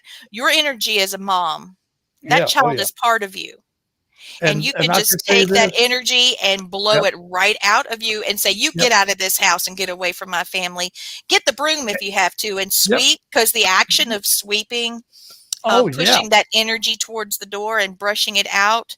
And then as you do it, open the door, sweep that thing out the door. Yeah, don't come back. Don't you ever come back around here. Shut the door and say, that's enough of you. Also, another thing you do, if you ever feel threatened too, especially in your child's room, because he has special needs, they are very well protected. Believe it or not, they're put on a special, like a watch list. Is like, no, okay, you're not going to mess with this child at all. And another thing you can do too, if the child can sleep through it, put a little music on in the room that's comfortable for the child, because music is nothing but positive energy, and negative cannot go toward that. It hates it. It repels it. It's wonderful. And if, like I said, if you have any other positive issues, energy, call me or Lee, and we'll be glad to help. This is what we do. We especially deal with people that are spirits that are messing with women and children. Me and Lee do not put up with that. I become a bear, and she becomes mama bear. Yes, I do. And I love animals and children, and I I won't personally do it to a spirit, but I guarantee you, I got spirits that will mess up a spirit if they're acting wrong. They'll put them back where they're supposed to be. I'm going to assume, because you're from the area, Elizabeth, that you're Christian. If you're not, please PM me, because there's other things that can be done within your faith. Mhm. But there's several scriptures that I wanted to tell you about. Isaiah 54:17. And it's, I pray that you cover my children and give them the helmet of salvation to protect their minds against messages that compete for their attention, and guard their hearts. And Lord, from anger, depression, anxiety, loneliness, and anything that would make them feel unworthy of love. Then there's Psalms 91:10, and it just keeps going. And I think that, if I were you, I would have a prayer and go to all the corners of your house, and put on positive energy music, make sure that that's going, and, say very positive things. Just make sure that energy just keeps rolling. Yep. And laugh a lot. lots of laughter. Laughter is one of the best. And we've done this so long, I know what to tell people. So does Lee. We've done enough of these cases where spirits are hurting children, hurting women. And I tell them, look, use that mama voice. I don't care where you are. Call me, send me a message. Yeah. I'll come to you, or I'll send somebody. But if you have a child that's psychic, it's like a moth to a flame. Once you've been in the paranormal spectrum, I would say, they can see the child as much as the child can see them. So buckle up, Buttercup. Here you go.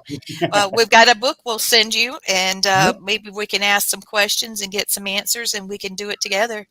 And give you some stuff that'll help you with and I always tell people, if their kids are mediums or psychics, do not discourage them. Encourage them and embrace their gifts, because we didn't ask for these gifts. They were given to us for a reason. And one of the biggest things me and Lee do is because of children, because Lee had more guidance than I did, because she had her grandmother and mother. And me, I had my grandmother. I had my grandmother for a little while, and she got married and to an Air Force guy, moved out to Nebraska. So I lost my support system. So I did all of this from the time I was 8, 9 years old by myself. I had no help doing it. And I understand what these children are going through. So I don't want them to have to go through what I went through, because I saw some scary, nasty stuff that most adults would not be able to handle some of the stuff I saw or experienced. And me and Lee, that's why we wrote that book, is because we wanted to help parents of kids that are gifted and help the children understand. It's like, hey, you got a great gift. And I explain it to them it's like, okay, some people were given the gift of music. You can play any instrument you want to, or you were given the gift of sports where you're good at baseball, football, basketball, whatever, or you're good at drawing. But that gift was given to you for a reason. This gift is no different. It's just a mental gift that you have and a spiritual gift you have. And I'll take it down. Finish your sentence. I just want to help them. Yeah. Do I put it up now? No.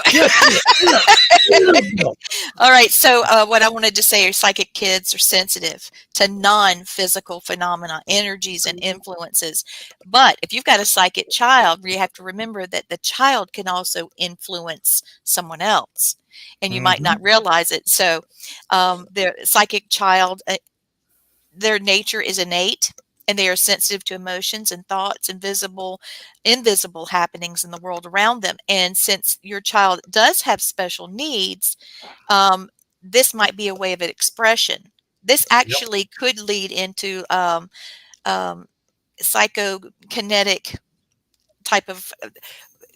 Keep in touch with me, please. I would like to see how this comes about, because you may have a poltergeist later. This child might have a whole different way of expressing himself. So, yes, Vicky said this. Okay. Kids are a wide open source of light. Plus, they do not understand how strong their gifts are at this time, and they can project energy out. Actually, they don't even project it. They just flow it through their bodies, not even knowing they're doing it. And some of them can be very strong energy coming out, and it'll attract other energies as well. So yeah, that's my we're here little to help. boy, my sweet little boy, who is now 6'4". He's bigger than me now. He's a big feller. Yeah. But when he was little, Luna's got my headset. Hold on. Luna, let go. You crazy dog. Okay. Oh, so what I was going to say is Elijah, when he was a toddler, would tell me about a little soldier that was coming to visit him. And he told me his name and how they were friends and how he died and how it was terrible to be able to see him because he got shot in the head and there's a lot of blood. And I got him to draw a picture and it did look pretty gross. So he had to talk to Joshua and let him know that he could change how he looked. And, there was a lot of conversations that a lot of people thought I was a little bit crazy of. But, my toddler wasn't lying to me. No, he wasn't. And there was a lot of things that are happening around the house. It was exactly, can you do this if, blah, blah, blah. And he did it. So, there's a lot of things that we don't know. Yeah. And our children have abilities they're born with that they're listening to their instinct. They're more grown now than they were when we were kids. And I know I sound like I'm as old as, Grandma Mabel, but it's true. So hey, Tracy, thank you. We're just talking about the shirts you made for us, Tracy, the Boo Buddy shirts, and we're doing supernatural shit. Okay, Elizabeth, thank you. She says she'll be right back. Thanks, Elizabeth. So, if you'll ever, Kevin, if you run into a psychic child situation or a parent, having to deal with a psychic child or, they were psychic as a kid and now something's happening, you know who to call because we really do have the best intentions. Oh, great. Absolutely. Tracy's coming in November. Yay. Yay. I finally get to meet you in person. Yay. So when you guys travel, Kevin, do you, are you guys like air mattress, peanut butter sandwich, packing everything you can in one bag and roughing it? Or do you guys, stay in, nice comfy places? We usually get nice comfy places. We get to these B&Bs and stuff. We'll spend the night in there a lot of times. Yeah, that's a lot of fun. But it was fun when we did the Grand Victorian Inn on season 1. The cast and crew stayed there, so they get to, having some fun too. I bet that was fun. Yeah. And most of the time it was just myself, Brandon, and Mustafa, or sometimes. I love Mustafa. I love all your guys, man. They were so sweet together. Yeah, I have not mentioned Mom, but we met you and Mustafa and Brandon, and my mom thought that Mustafa, you, Brandon, but Mustafa being as tall and dark, that was her boy, and she clamped onto his arm, and that was it. Aww. And when she flirted, she was flirting, telling him how pretty he was, She can flirt with the best of them days. There were 3 fellas that after the catastrophe that happened with us, bless her heart, God bless you, Mama. Yes, they let me know they were much younger than her, but they had some intentions of going to coffee with Mom. No. So I was like, go Mom, go Mom. But I'm glad she didn't have a moment of getting sick and getting a bad diagnosis or any of that. And I know she loved filming with you guys. She would say, look at him playing with the dog. Because when you were talking to Ginger and you're being sweet, he said, isn't he just the sweetest thing? Thing? So, Kevin, that was Mama. And if you didn't like Mama, something was wrong with you. Because that woman, I'd never seen that woman make an enemy anywhere. She was just, her energy was just so beautiful that you were blessed to have her around you, just to be around her energy. And I love that woman to death. I call her my mom. I know. Yeah, she loves you, and Gwen too. Yes. She said, "You're my second." She'd say, "Come on, second daughter," and she would get mad if I didn't come straight to her when I came in the house. Oh yeah, if I spoke to anybody, just kind of in passing, that's fine. But I had to come to her. Oh yeah, she's a mess. Kevin, I gotta ask, when you're filming, your filming crew and your sound guys and all that stuff, if they ever had something like cool, weird happen to them that they're like, what the hell's going on in here? Oh yeah, I mean they've got one of our crew members in season 2, she had something whisper in her ear outside on one of the properties, and Uh-oh. Nice. scared her. I think just about every one of our crew members had an experience during filming. Well, you know what was funny, That's Kevin? cool. Kevin, I filmed a show called Mission Unexplained, Mhm. and I filmed it up in Buffalo, New York.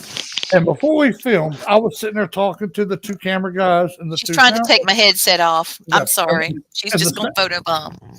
and the sound guy. And I asked him, says, all the years y'all been working in the business, have you ever had anything weird happen? No, not in 40 years. And as soon as he said that, both cameramen looked at me and goes, camera's dead. Both of them. Sound guy goes, sound's dead. I said, I'm in the room, so shit's going to happen. They're like, how do you do that? I said, spirits told me they were going to do it. And I just thought it'd be funny to see it happen. And they made it happen. And they will.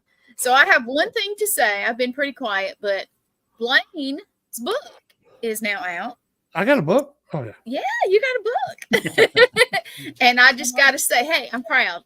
I'm proud. I'm so proud. I am so Yeah. proud. Yes. And y'all can actually go buy those on Amazon on a paperback, Kindle, and also they have also an audiobook.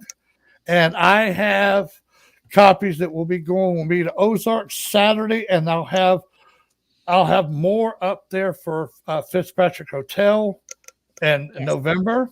I was so happy. There it is. Oh, wait, that's a video. I can't play it right now. But yeah, I was so I excited. do I wrote a book. expect mine signed, Blaine. Thank you. Yes, sir. I'm actually going tomorrow and go to Walmart because I got to get some stuff because we're doing our grocery shopping. I'm going to get me a red Sharpie to sign with. I'm going to get me a notepad. Yay! So, yeah, the notepad's for several things, but I will be signing the book to anybody that wants it, and we will be selling them. And we hope you guys come by and pick one of the books. I read it. My wife read it, and she was just amazed. She says, "That came out of you?" I'm like, "Yeah, yes, it did." And then my daughter and granddaughter listened to the audio version while they were sitting on the beach Sunday. So Isn't that awesome? They haven't read it. They're getting a copy.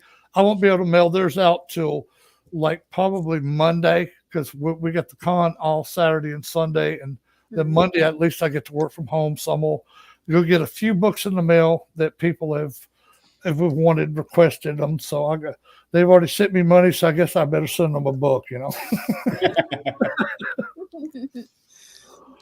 That's so cool, Blaine. I love the size of it. I think that it's a great, like going to the beach book. You know, it's great for a pocket. It's called a short story by Blaine Rohan, Sacred Earth, Sacred Soul, My Indigenous Journey of Connection, Our Sacred Journey. Yeah. So the name of it is Sacred Journey, Our Sacred Journey. Yeah, and the reason I put it as R because there's so many people that helped me on this journey, like Lee and Matt, my daughter, my wife, my granddaughter, and all of them are in the book because they mean that much to me that I had to put them in the book because without them, I couldn't have done a lot of my journey I've done. Yeah, Vicki, I got to get you a signed copy too. She's our publisher. She likes a signed copy from all her clients. So we'll get Bless you her heart. She has put up with me for a couple of years. Hey, and I tell you what, I tell you what, that woman, I do not want to mess with her because Amazon that did the books. Okay, they sent me one last Friday. I ordered 40 of them, and she got a message yesterday from Amazon saying that all the other 39 books were damaged. So she went to war with Amazon, and she called me back last night and goes, Blaine, you will have 40 books sitting on your doorstep Thursday. There's the book. Yeah. I walk out. Thank you. I walk outside today, and there are 39 books sitting on the front porch. So I'm hoping they send me the other 40 since they messed up. Wouldn't that be awesome? That would be really cool. Because if they reported that these were messed up and they had to reorder, then you should be able to get the second order is. Yeah. Oh well. Thank you, Vicki. It's been a blessing working with you Yeah, it too. is. I need more books. I've got to order again. And I thought it was funny too. It's like they said they were damaged. I opened the box up. Their things were pristine. There was like not even a mark on he the made a box. video of it, and I'm like, that doesn't look messed up at all. What are they talking I was about? like, what are they talking about? I was looking for like water damage, or like they just gave me blank pages or something. Everything was in there. The only marking that was on the box is when the guy at Amazon, checked it off that he had sent it or put his little initials on it, wherever they do with it. That was it.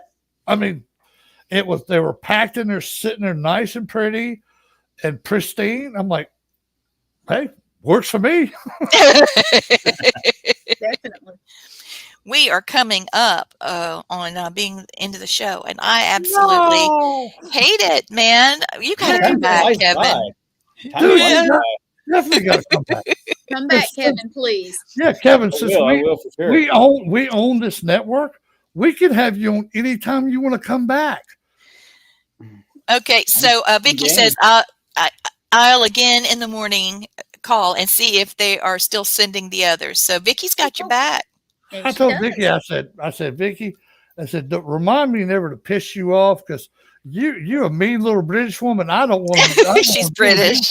I love to hear her talk. She is a sweetheart. I have a question for Kevin, real quick. Yes. Now, Kevin, I don't know, because I didn't catch. Do you see spirits? Do you feel them or anything like that? Not normally. I'm every now and then I can walk into a room and feel like the heaviness of it, and stuff like that. I can feel like cold chills and stuff, but as of like seeing things, not really. I think my third eye needs some work. Well, these two understand what I'm saying. I worked for years, and of course, I couldn't really tell anybody that I could see and all this and here. And I would go into, I was a medic, and I would go in and see the person and also see the spirit. And it was, when people tell me, oh, I have two, and it's cool. So, but if you even felt anything, that's great.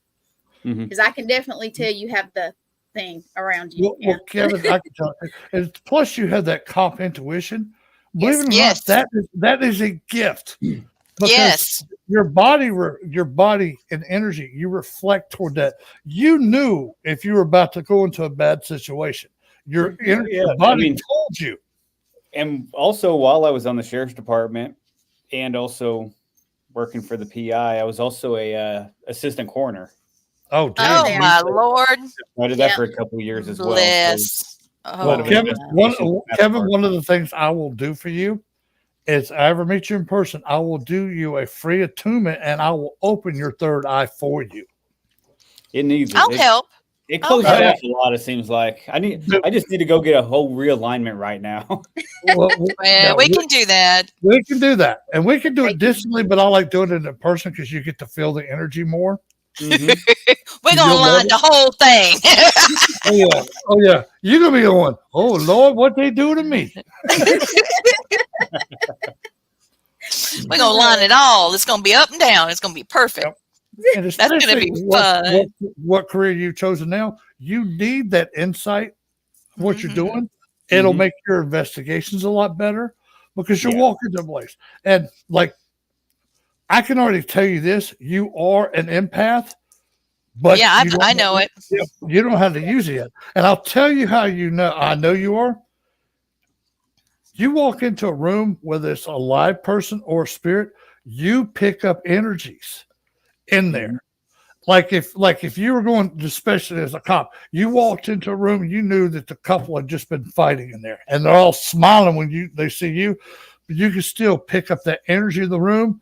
And I'll just look at them like, y'all were fighting about this. And they'll look at me like I stole something. It's like, how do you know that? I'm like, the energy is so thick in here, you could cut it with a knife. And your energy is telling me, I could tell you your whole argument you had. And they're like, oh, shit. You can do the same thing. You just haven't realized you could do it yet. I promise you. Yeah, it's coming. My mom, when she saw you, she said, I wonder if he knows. Yeah. And she was like, I don't think so, but she would watch you. Oh, she was taking it all in. I wonder if he knows. So sweet. Yeah. Oh yeah.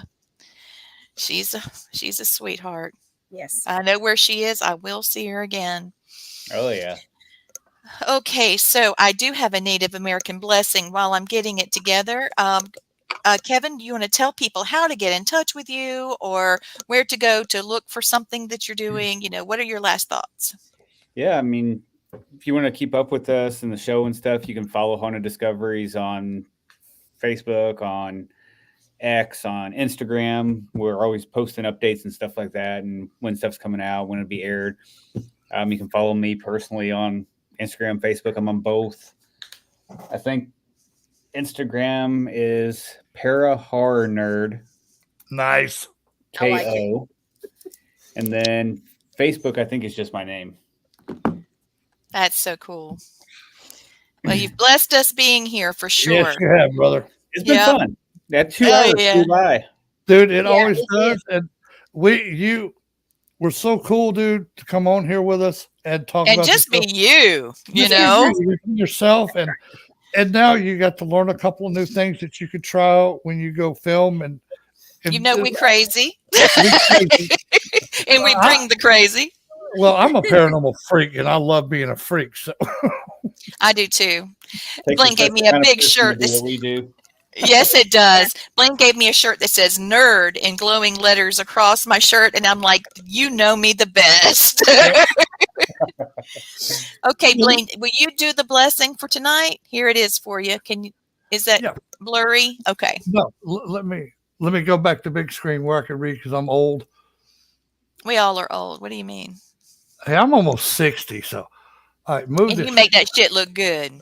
I'm telling you. Okay. Hold on to what is good, even if it's a handful of dirt. Hold on to whatever you believe, even if it's a tree that stands by itself. Hold on to what you must do, even if it's the long way from here. Hold on to life, even if it's easier to let it go. Hold on to my hand, even if I have gone away from you. That's beautiful. Yes. So blessings to everybody. Oh, I do want to throw one more out. Cat, stop it. What in the world? Y'all, I'm so sorry. Sophia said there was a cloud. Baby, quit it. Oh, my Lord. So I wanted to just remind one more thing. And there it is. That God gives us blessings in order to bless others. Yes, it is. So remember to keep the positivity and keep the love. And remember that Family Spirit International loves you. Thank you for watching. Don't forget, we'll be on tomorrow night as well on our normal time slot. Yes, we will be in our normal spot, and we will have Andy Andrews from Ghost Hunters International, that crazy kooky guy. I can't wait to talk to him. He's very analytical and very precise, but he's a lot of fun too. We're going to have a great night. So thank you for watching Family Spirit. Nice meeting you too. Again. Thank you, Kevin. Hugs, air hugs. Bye. Take care. Bye.